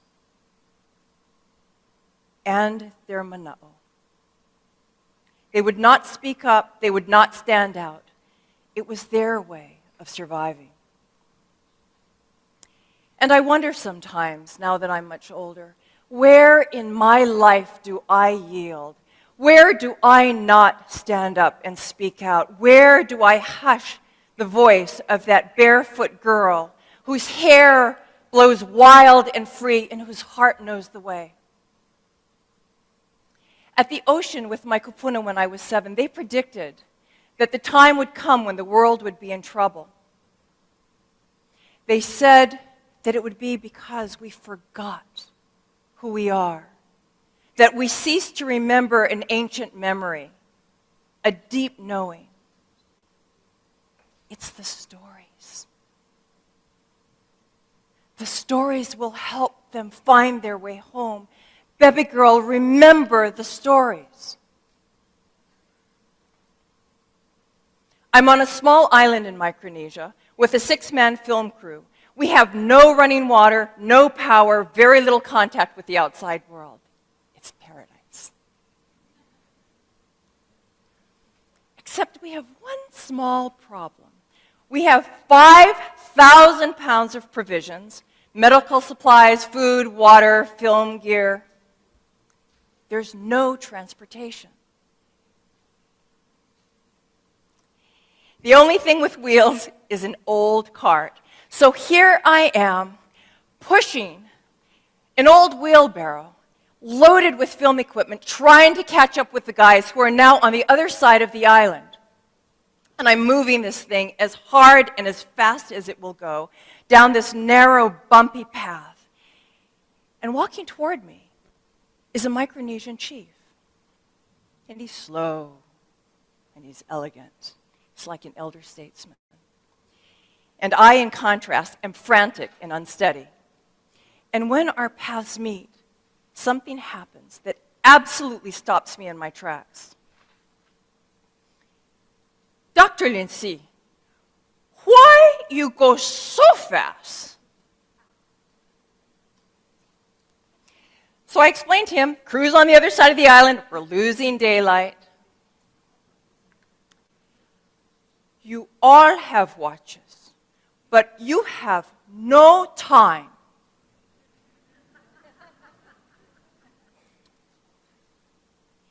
Whenever I am racing through airports, racing through my email, racing through my day, there is not a moment that I do not think of the words of this Micronesian elder. And I ask myself, what price do I pay for my busyness? This well-intentioned veneer of efficiency that keeps me separated from a deeper longing for something richer and far more meaningful. Have you ever wondered that?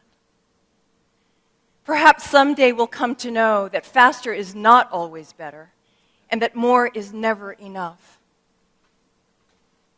And I realize that my striving is the result of a belief that if I am productive, then I will be more accomplished. And if I'm more accomplished, then I will be successful. And if I am successful, then my life will matter. And if my life matters, then I will be loved.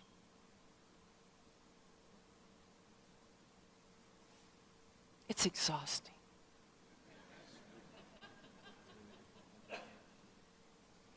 There are people in what we refer to as third world countries who would think that behavior is mad. While on the island in Micronesia, I'm in the company of women. And about a week into my stay, I realized that I haven't seen a mirror. Except for a small compact in my makeup case, there are no mirrors. What I do see are women in their 90s, with breasts down to their waist, flirting wildly with my crew. Women with no teeth that have these infectious smiles and are innocent in their sensuality and giggle like schoolgirls.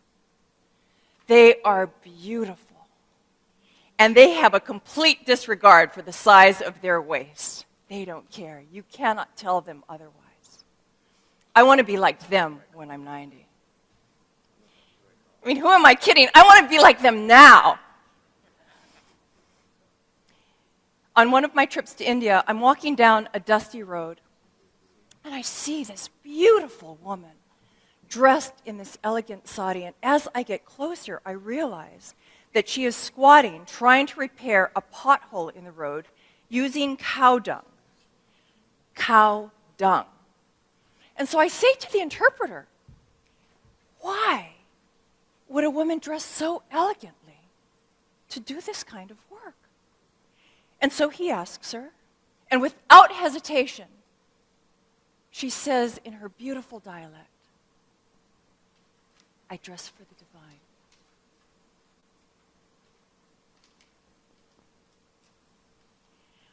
On a recent trip to a small island in Italy, to Sardinia, photographer Lisa Christine and I, Lisa will be speaking to you later this afternoon, Lisa and I are there. It's part of a project where we're going around the world to be with elders and wisdom keepers. And on the last day that we're in Sardinia, we meet Salvatorica. She's 110 years old. And we ask her, what is it you want to tell the world about what you've learned in your life? And she says, you know the languages of the world because you are children of the gods. Salvatorica is not referring to a language, but to a fluency of meaning and memory. These experiences remind me that we live in a society that is often tracking the wrong stars.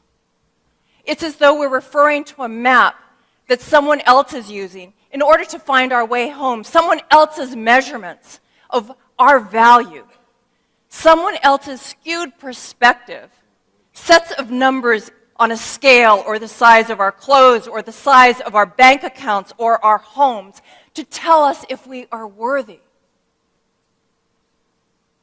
It's as though we're being sold a lifestyle when what we want most is a life.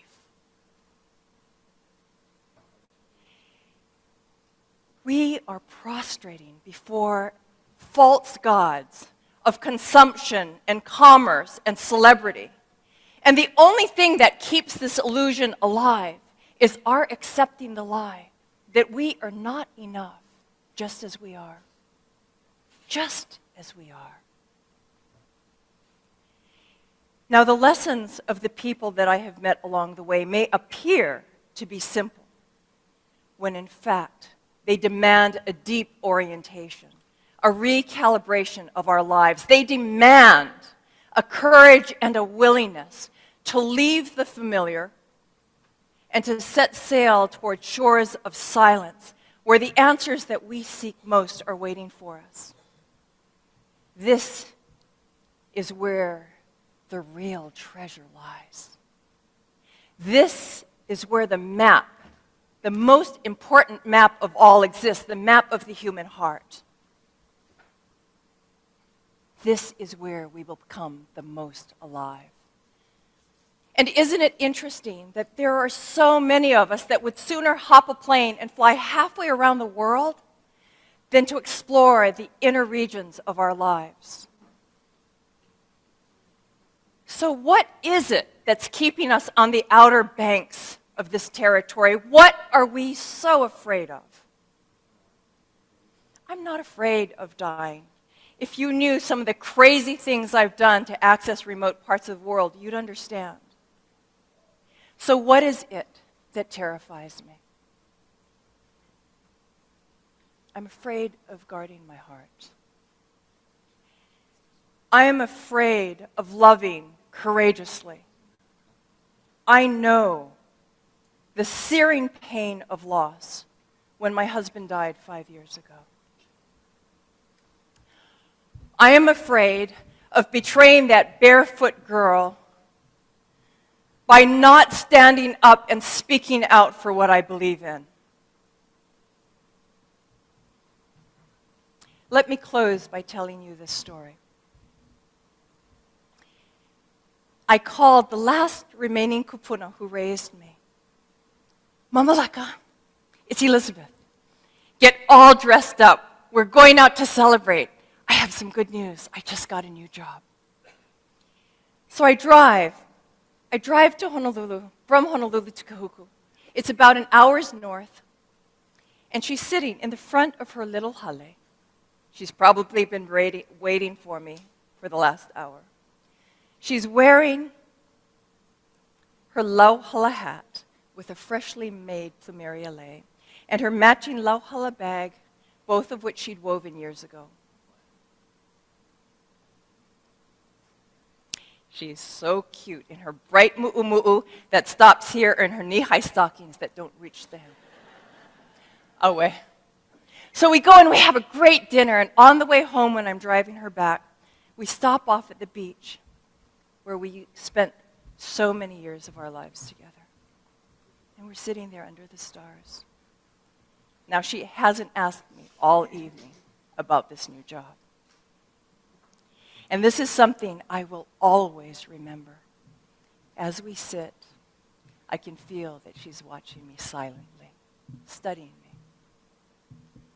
She doesn't ask me about this new position, not interested in the fact that my agents just spent a month negotiating my contract. She doesn't care. She looks piercingly at me. Baby girl, will it make your heart happy?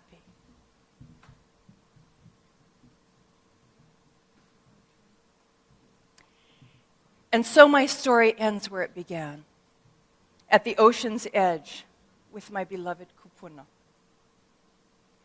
Malaka passed away shortly thereafter.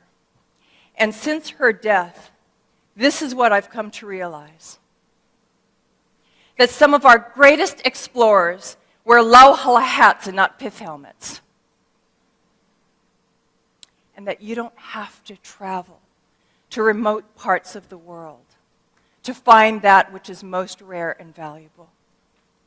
Our greatest explorations and all the provisioning that we will ever need is within us.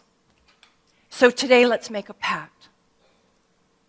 Let's ask what it is that ignites our untamed, passionate spirits, and then let's follow that path. Each in our own way, each in our own time.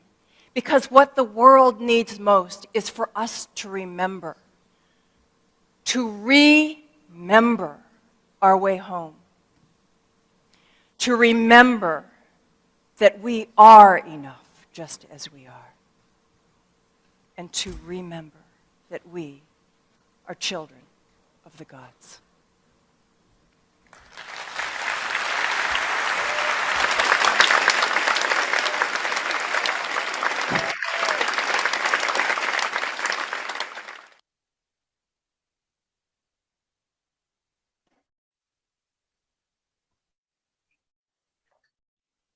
Merci beaucoup, Elisabeth Kapu-Uwailani. Je ne te connais pas, mais j'ai l'impression que je te connais. Thank you so much, Elizabeth Kapu-Uwailani. I don't never met you, but I do have a feeling that I know you from just the way you are. Now, this was our last speaker, so we could move into the question and answer section. Donc, Elisabeth était notre dernière intervenante, donc on peut passer aux questions et réponses. On peut poser des questions des intervenants ou alors les intervenants peuvent s'entreposer des questions. So speakers can ask questions of other speakers, and we can open up a sort of round table for discussion on the various things that we've heard in this last session of the Seats of Wisdom. Donc on va ouvrir la session des questions et des réponses, et les intervenants peuvent poser des questions à d'autres intervenants. Et ceci est notre dernière session des Assises de la Sagesse pour cette partie-là de notre aventure.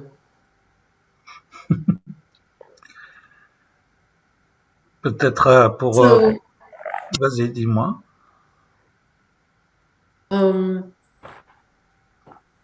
No, I was personally thinking of the idea of the map of the human heart that she just brought up, that the only map we really need is a map of the human heart.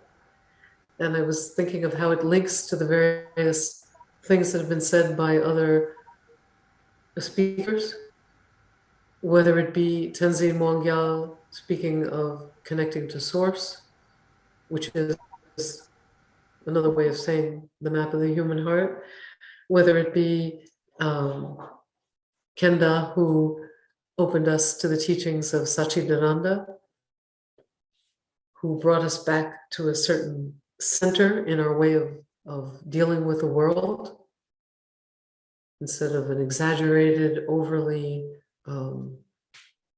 socialized response.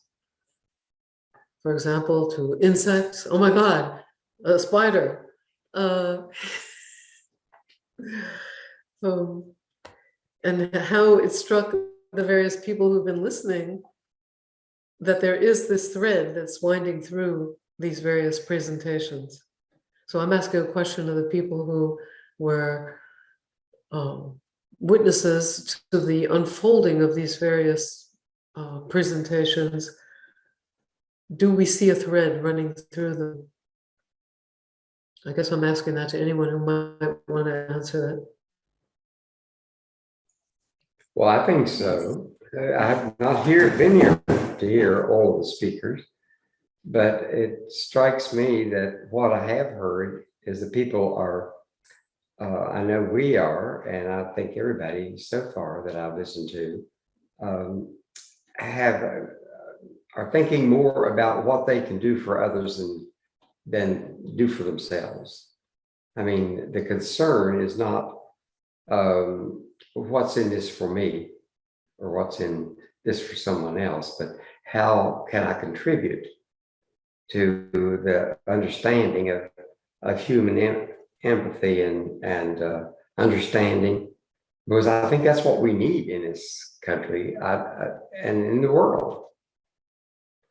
Donc Ashby a dit qu'il voit un fil conducteur qui est donc de l'envie de voir ce qu'on peut faire pour les autres et pas tellement ce qu'on peut faire pour soi-même, et que ce fil, il n'a pas été là pour tous les intervenants, mais il ressent que ce fil est un courant qui est actif maintenant, parce que c'est ce dont nous avons besoin, que ce soit ici aux États-Unis ou dans le monde, partout dans le monde, ailleurs.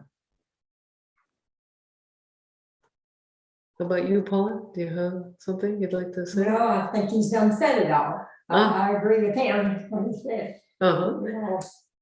Donc, pour la seconde de ce qu'a dit Ashby, ça résonne pour elle. Et And I know that Kenda, I could address a specific question to Kenda, because you are being the voice of the rights of nature, because nature itself doesn't have that voice in our world at any rate, or at least, or we can't hear it. It probably does have a voice that is calling out to us. But how you didn't touch that much on the work you're doing to represent a voice of nature. Would you like to talk a little bit about that now? Because it is an example of somebody doing something for someone else rather than just for the self. Yes, that's true. And it's like Reverend Barber said, you got to get out of bed. Can't just wake up. So we're trying to be active here. And I feel the connecting thread for me is love, that it's an all-embracing experience that leads to all these other things. I know for myself, because of my love of animals, when I heard about vegetarianism, I no longer wanted to eat animals, and I loved them too much, and it's never been an issue. I haven't wanted for over 50 years to eat anything that could run or swim away from me or fly away from me. So I really value that aspect of love. And for rights of nature, in the chat, I put all these links, and there's some really excellent things that I hope people will be able to access. There's an upcoming program. The lawyer for Ecuador who spoke on the rights of nature, there's a really good half-hour interview with him. And the history of it is back in 1972, the question was put forward, do trees have standing? And that was brought by a lawyer, Stone, what's his name? Do you have familiarity with that? Me, no. You're asking me if I was familiar with a lawyer by the name of Stone, I would say no. Asking whether trees would have standing in a legal court, but that sort of got the whole thing rolling. And so what we've been doing here currently, the Virginia Community Rights Network is circulating a petition saying that locally we should have the right to protect ourselves from toxic trespass. So that would be what would happen if there were gold mining here, which is one of the new issues that's come to our county. So they want to do an open pit gold mine. And this petition has so far had 800 signatures. It's being taken to the Board of Supervisors. There's the move to have it actually taken into the local government, and it will be an ordinance that in essence would stop any kind of metallic mining here. So other areas can do the very same thing to create rights for their communities. That's if you go to the Virginia Community Rights Network, there's a web page and you can get a lot of information there. Friends of Buckingham started originally, and then Virginia Community Rights Network was inspired and began working at the local level and supporting the work of CELDEF, Center for Environmental Legal Defense Fund, or the Community Environmental Legal Defense Fund. They do so much work. They were responsible for rights of nature being added to the Constitution of Ecuador in 2006. But if you access, can you see what I put in the chat? So if you can copy that, you'll have access to all of those things that I brought up. Yes, we can click on the chat. Donc, elle était en train de dire que elle, pour sa part, une fois qu'elle a compris la relation entre le fait de manger de la viande et en fait de dire aux animaux, elle ne mange plus de la viande depuis très très longtemps, elle avait dit. Et elle nous a mis dans le chat pas mal de liens intéressants sur cette histoire d'établir des droits pour la nature et comment ils ont procédé. Ils ont travaillé avec un groupe qui s'appelle CELDF, les fonds d'argent pour établir des fonds légaux pour défendre justement les droits aussi bien des êtres humains. Par exemple, récemment, dans le comté dans lequel elle est, en Virginie, ils ont voulu venir des Canadiens, une corporation canadienne veut venir extraire de l'or et de faire tout un espèce de truc d'extraction. Donc, ils sont en train de mettre en place une ordonnance qui empêcherait les compagnies comme ça de traverser leur terre avec des choses toxiques. Donc, ça s'appelle toxic trespass. Donc, c'est entrer sur des terres qui ne vous appartiennent pas pour faire des opérations toxiques. Et donc, ils sont en train de travailler pour obtenir cette ordonnance pour que ça ne puisse pas se faire. Voilà. Et donc, elle voit tout ça comme une expérience qui, en fait, inclut tout. Ce n'est pas des expériences isolées pour l'être humain. C'est une expérience beaucoup plus entre le lien du cœur, la carte du cœur. On commence à se rendre compte que nous sommes dans un monde où on peut agir d'une manière à soutenir ce qui est vivant et les droits du vivant au lieu de être inconscient et simplement laisser faire des choses et nuire aux vivants. I'll tell you a sweet thing that happened while we were on today. I have a lot of hummingbirds here, and I went outside and there was one sitting on the ground and it seemed to be unable to fly. So I picked it up and I set it on the hummingbird feeder, and it sat there and drank and drank and drank. I think he's still sitting there. I would love to see him fly away. It was a male, it was a ruby throat. Ah, elle dit que pendant le déroulement de notre session de la sagesse, elle a dû partir dehors et elle a vu un colibri justement à la porte. Et elle a vu qu'il n'avait pas l'air de pouvoir s'envoler. Donc, elle a pris dans ses mains, c'était un mâle, elle l'a mis, elle a des espèces des choses qui nourrissent les oiseaux comme ça, qui sont faits avec un genre de sirop. Et elle a mis cet oiseau près du sirop. L'oiseau a bu tout ça, et elle espère que l'oiseau va pouvoir prendre assez de force pour s'envoler. So we will intend with you that bird is able to nourish himself and fly away and come back as they frequently do to thank you.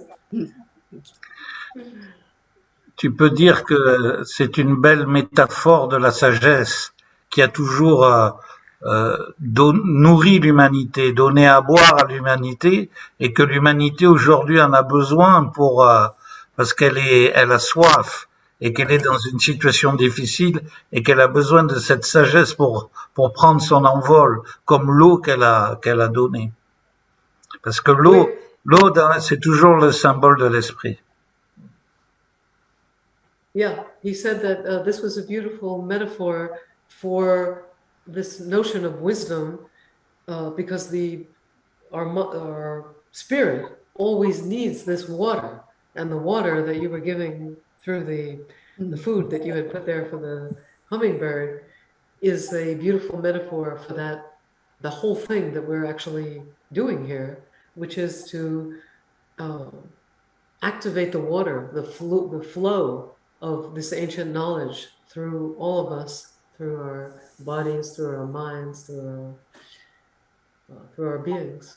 Well, we're 97% water in our bodies. That's right. We already are 97%. It depends on various things. But It's, yeah, it's normal for us In- to do first about water. yeah, that's right. I'm thinking about water right now.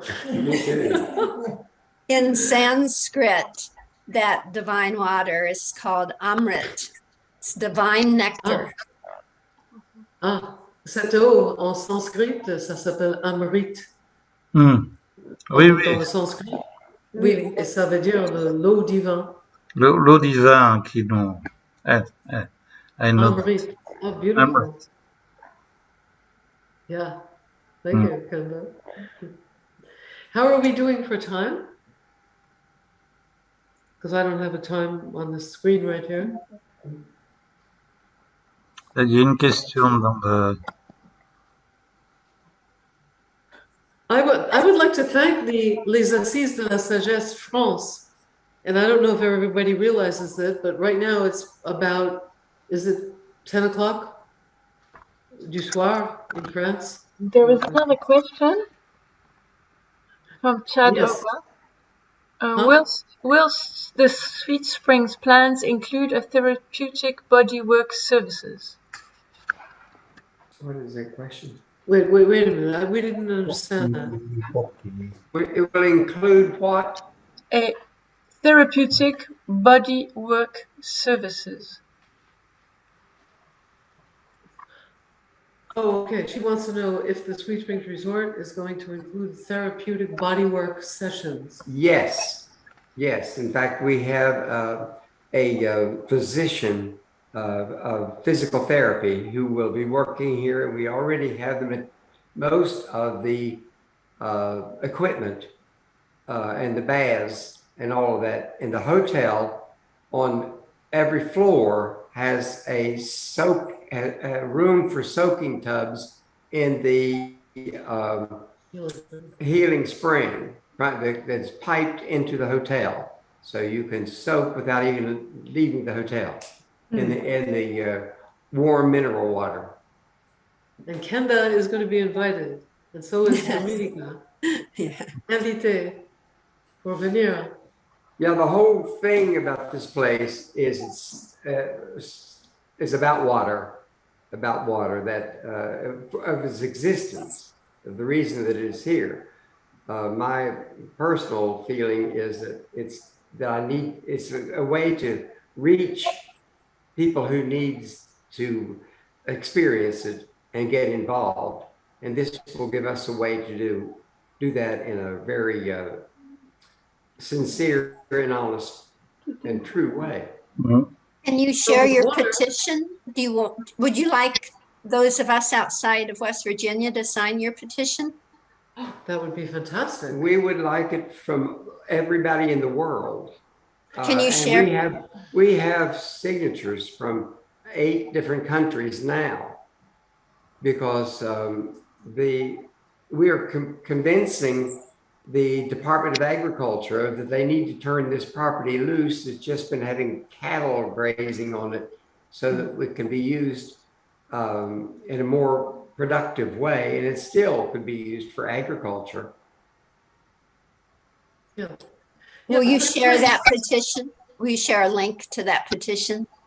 Do we have a link to an online petition? I think, yes, through Retta. How about if I send that to you directly, Kenda? I Okay. better make a note of that. Send a petition. It's very impressive too to have people from other countries. Like I said, we have them from Russia. I worked in Ukraine before all this problem happened, and I expect to get, as soon as things settle down, more a show of international support when this problem in the Ukraine settles down. Tu peux tourner un peu l'ordinateur qu'on le voit parler? Oh, bouger pour... Oui, parce que quand il parle, il est coupé en deux. Voilà. Ouais. Merci. I don't understand. He wanted me to move the screen so that they could see you. Oh, okay. I'm sorry. Well, my voice is better than my face. Comment on dit, les deux sont beaux. Yesterday... Oh, both nice. Both nice. Yesterday, what happened yesterday here, we had people coming from a walk for the future of Appalachia. And they were talking about, we were first of all commemorating certain people who had passed away. But the thing that struck me about this walk for the future of Appalachia is that Appalachia is a place right now amongst all, possibly quite a number of other places on the planet, but not that many, where there is a future for humanity. This is what we have here. We have all the ingredients for humanity to start to re-blossom again out of this cataclysm that we've gotten ourselves into. It's all right here. And of course, Buckingham as well, this area, this region, because we have the water resources, we have the land resources, we have arable land that hasn't been destroyed by farming with all these chemicals and etc. And we have mountains, we have the ability, we have medicinal herbs, we have everything that humanity would need to start up again after. Another amazing thing too, here we can be entirely utility independent, because we have 700,000 gallon reservoir that we can tap for electricity with a generator. We will go solar for heating, and we will quit the mineral coal heater that we had here. We will be able to heat with our hot spring in the floor, because it's more than adequate. Geothermal. It's geothermal. So we can be completely independent with utilities. Yeah, and then the water itself is coming down off this mountain. So we're down here, the mountain goes up, up, up over there, and the water, the springs are coming off the water, off the mountain. So they are gravity-fed, what is it called? The gravity-fed system where you don't need any kind of pump. We don't need any additional electricity to get the water to come down, and you turn on the faucet and it comes out. You're truly a refuge. In fact, say that? I said you're truly a refuge.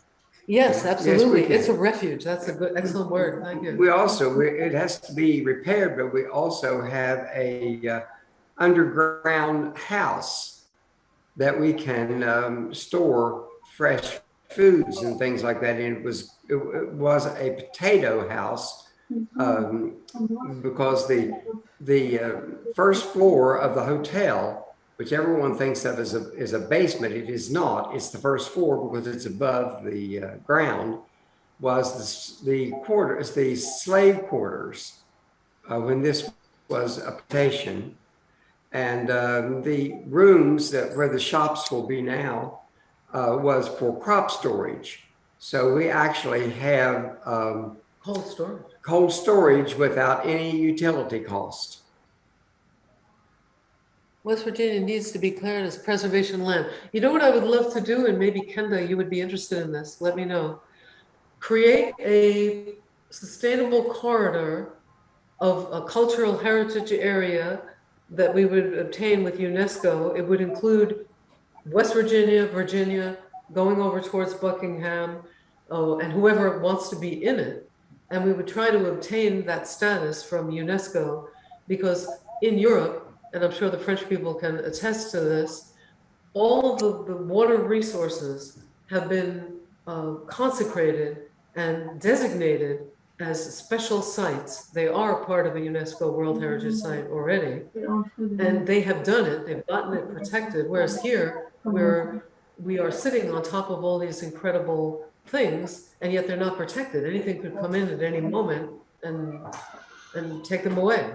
That's true. That is, and that's our biggest fear, because we have no zoning. We can, on our own, enact zoning, and this is an agricultural and timber area, and this property has been actually like virgin property for the last 100 years. And so we are kind of the guardsmen here, trying to save this place and make it worthwhile and utilize it in the most positive way. I love to do work with youth in a positive way. Well, sure. Let's talk about that. Looking at some community bills of rights and other directions you could go. Thank Oh, you. that would be wonderful. That Kenda. would be wonderful. Yeah, maybe we could come to Buckingham to see you. Sure. Or you can come here. Yeah, we have plenty of That room. too. Donc, en fait, pour tenir au courant de l'équipe française, évidemment, on a vu que entre ce qu'on fait ici et ce que Kenda fait là-bas, avec les mines d'or et d'autres choses, parce qu'ils ont quand même viré un énorme pipeline, un oléoduc inter-État. Ils ont réussi à virer ce truc, c'est terminé, le truc est mort, pour ainsi dire. Et donc, on a été en train d'explorer ensemble l'idée de faire cette espèce de couloir renouvelable qui chevauche West Virginie et Virginie. Et Oui. donc, et qui veut bien entrer dedans, que ce soit Tenzin Wong Gil, Yogaville, ici le Sweet Springs Resort Park, et de créer quelque chose qui aura un statut qui soit reconnu mondialement, qui nous protège. Parce que c'est la moindre chose qu'on puisse faire pour les lieux. Une fois que tu vois ce lieu, tu dis, il faut absolument qu'on le protège. Ça... C'est une très belle initiative. Et si notre rencontre d'aujourd'hui permet d'avancer sur cette initiative, c'est formidable. Mais oui, et c'est ça que je veux vous remercier. I want to thank the Seats of Wisdom France, because they're the ones that opened up this possibility for us to work in this way. Mm-hmm. That up to now it's been, well, we've worked together between Virginia and West Virginia, no doubt about that, but this is bringing it onto the international stage. And really, merci beaucoup, Yassine. Sorry. Kenda, I forgot also to tell you, and talking about us here, we are a 501(c) tax-free institution here, and so we're not burdened with that problem. Yes. Ici,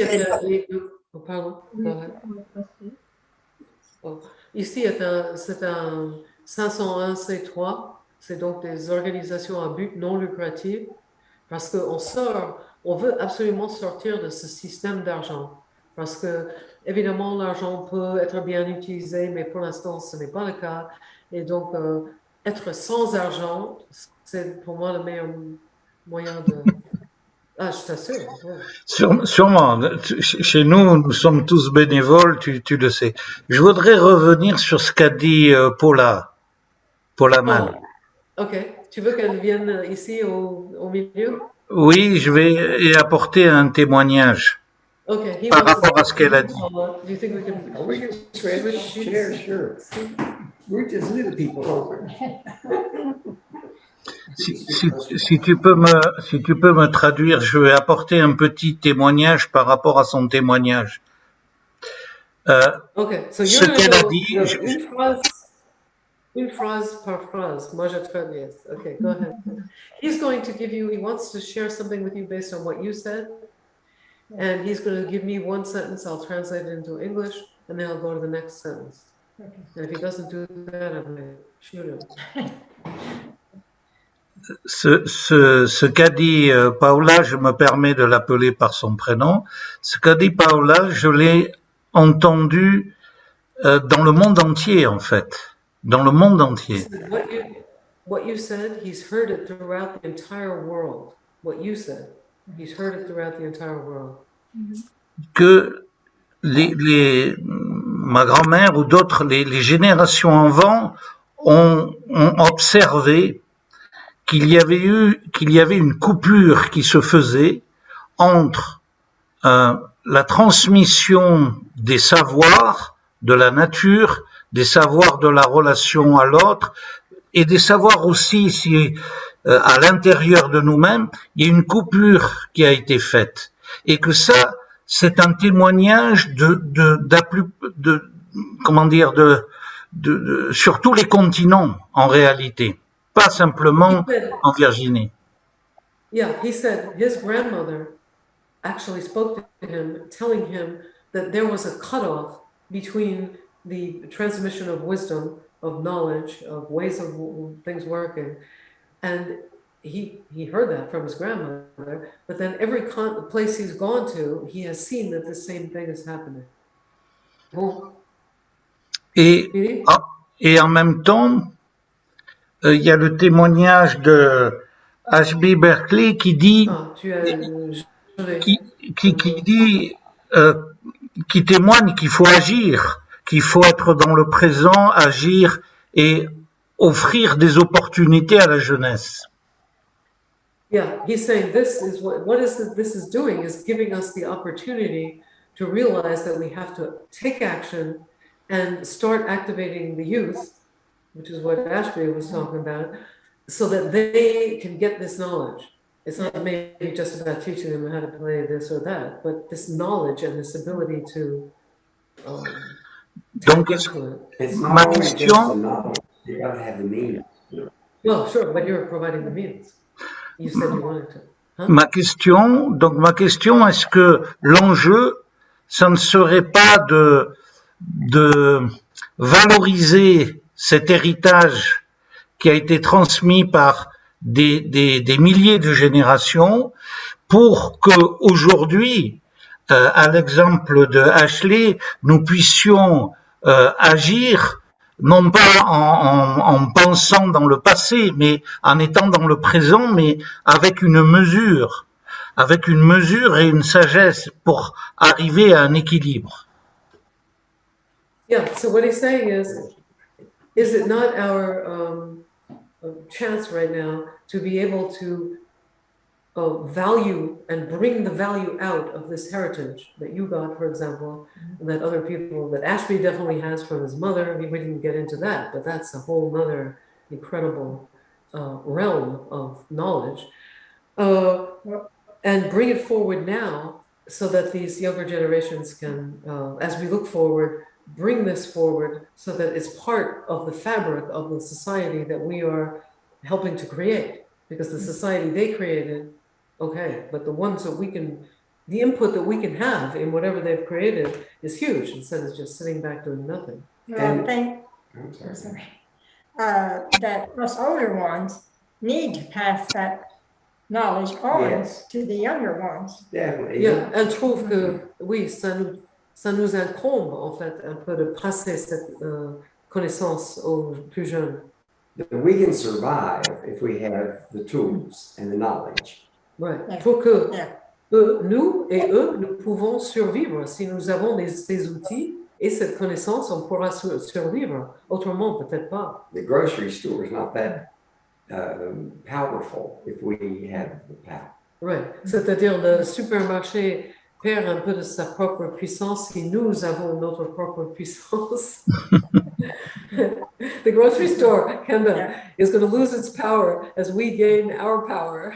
We don't have to be afraid. C'est une grande vérité, parce que la puissance du supermarché, la puissance du monde, en fait, se nourrit de notre faiblesse. Et cette faiblesse, elle vient de la coupure dont parlait Paula. Elle a parlé du lien avec la nature, du lien avec les autres, et cette coupure du lien nous a affaiblis. Yeah, he's saying that the supermarkets can overpower us because that cut off that took place that you were talking about, of the passage of the information from one generation to another. But as soon as we regain that knowledge, they will have no more power over us.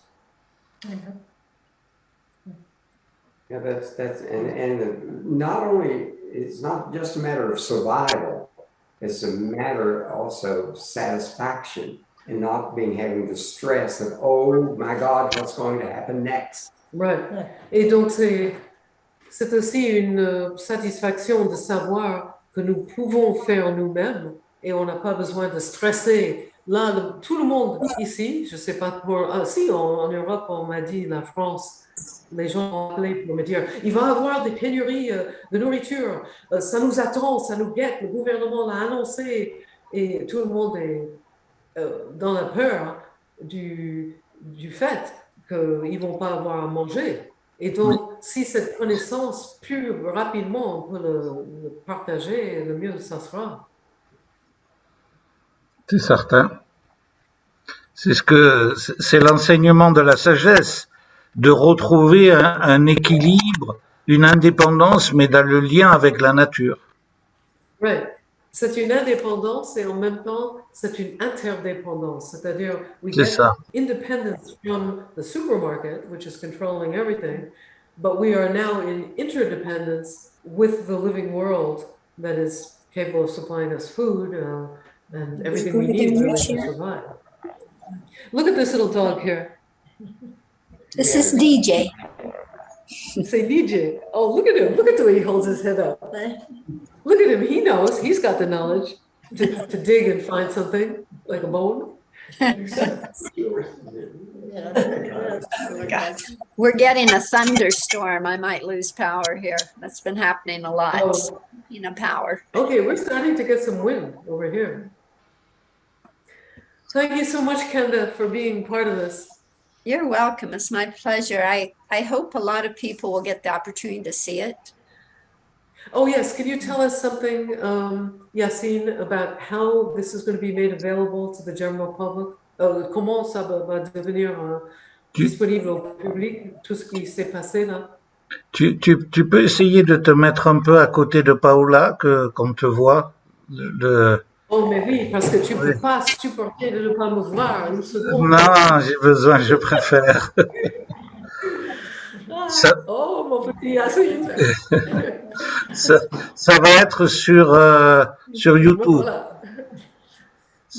Ça va être sur YouTube.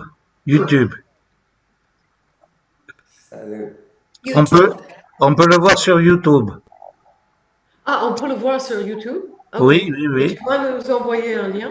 Et on va vous envoyer le lien. It's going to be on YouTube. Et il sera sur le site des Assises de la Sagesse. Ok. Et est-ce que Thibaut va nous envoyer le lien? Oui.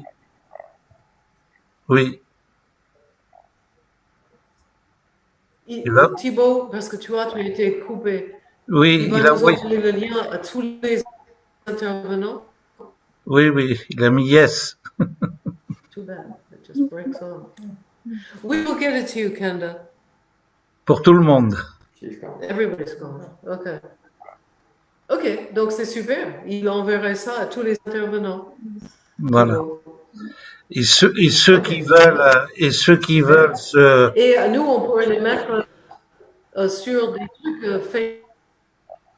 Oui, si vous avez, oui. Ah ben, il y a des réseaux énormes ici. Les si trois on met sessions. ça sur Facebook, ça va partir. Les 3 sessions. Oui, les 3. Okay. So you can put it on Facebook, Kenda, on your own social network, the link to this thing that will be on YouTube. Thank you. Excellent tech support today. Yeah. Thank you, Oh, Thibaut. ça c'est Thibaut, his name is. Thibaut and Dominica. Gracias. Thank you. Yeah, thank you, both of you. I don't know if you can still see us, but thank you for Non, making this possible. dis-leur merci à vous tous pour ces témoignages, pour tous les intervenants. C'était pour nous qui connaissons un petit peu l'Amérique, mais surtout à travers la culture qui est venue en Europe. C'est une grande découverte et une grande richesse. C'était vraiment très intéressant de vous découvrir tous. He said it was extremely enriching to have everyone that was here today, and because now you're the only two left, the things that you have shared with them, it's incredible. They're getting an eye into what's happening in the United States through all this, and Kenda with the gold mining. And We can help with that. Yes, we will exchange and sign on to yours as well. Okay, wonderful. Thank you. Thank you à vous. Et que on voit aujourd'hui que il y a un appel à se réunir, des gens qui sont par ce cœur ouvert dont un intervenant parlait de cette ouverture du cœur qui nous réunit et qui correspond à quelque chose de profond qui traverse l'humanité aujourd'hui. Pas que cette initiative, il y a beaucoup de gens qui souhaitent vivre de façon différente. Et nous avons besoin, pour vivre de façon différente, mais unis, de retrouver cette sagesse qui est à l'origine de l'humanité. Yeah, we need now more than ever to be able to do this together and have this wisdom that is at the root of everything, of us even being alive, even though we've erased most of it. That this platform is part of a way to get this together, get us working together. That's right. You know, yesterday they were talking on CNN about the stock market going up on home mortgages 1%. And that almost caused a pandemonium, extreme fear, because people are so dependent upon what they are told to do that they have no power over. Right. Yeah. He was talking, il a donné l'exemple de la bourse, et qu'ils ont dit à la bourse que, je ne sais pas quoi, mais des trucs avec des gens qui ont des maisons, mais ils ne possèdent pas toute la maison, et que ça allait augmenter de 1%, et ça a créé une panique absolument foudroyant, parce que nous sommes dépendants d'un système qui va décider ceci ou cela, et nous n'avons pas notre indépendance de ce système, et pour remplacer notre dépendance sur ce système, notre interdépendance les uns sur les autres. Parce que le réseau qu'on peut créer ensemble, where if let's say we didn't have food here, or a home, and we call up people in Buckingham and we say, listen, is there a basement in your house where we can come and live, or whatever, and vice versa. If we know we have that, how much stronger are we, even if we may never need to use it? But you know, Kenda, for example, that you can come here and I will give you a place in my house. So you've got a backup. If the mortgage, you can't pay the mortgage or whatever it is. Well, and to endure the weather, that's one of the good things about this location, is we have a huge area that does not freeze, where the slave quarters were, where the crop storage was. Plus we have the house that is the potato house underground. So we can be secure for and we've got the water, and we've got the wood for heat if we need it. Right.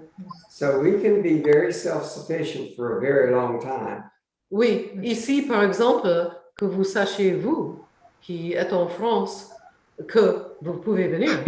Parce que nous avons un truc des moyens de résister au gel, des trucs qui sont inscrits géothermal dans la terre. Et donc, on peut mettre des denrées hors gel. Nous avons cette eau, bien sûr, qui coule comme ça, naturellement. Nous avons beaucoup de choses qui permettent de survivre. Si tu veux la dernière mode, tu vas peut-être pas l'avoir ici. Tu lui dis que je le remercie pour cette invitation, et j'espère bien venir vous voir de visu, vous rencontrer.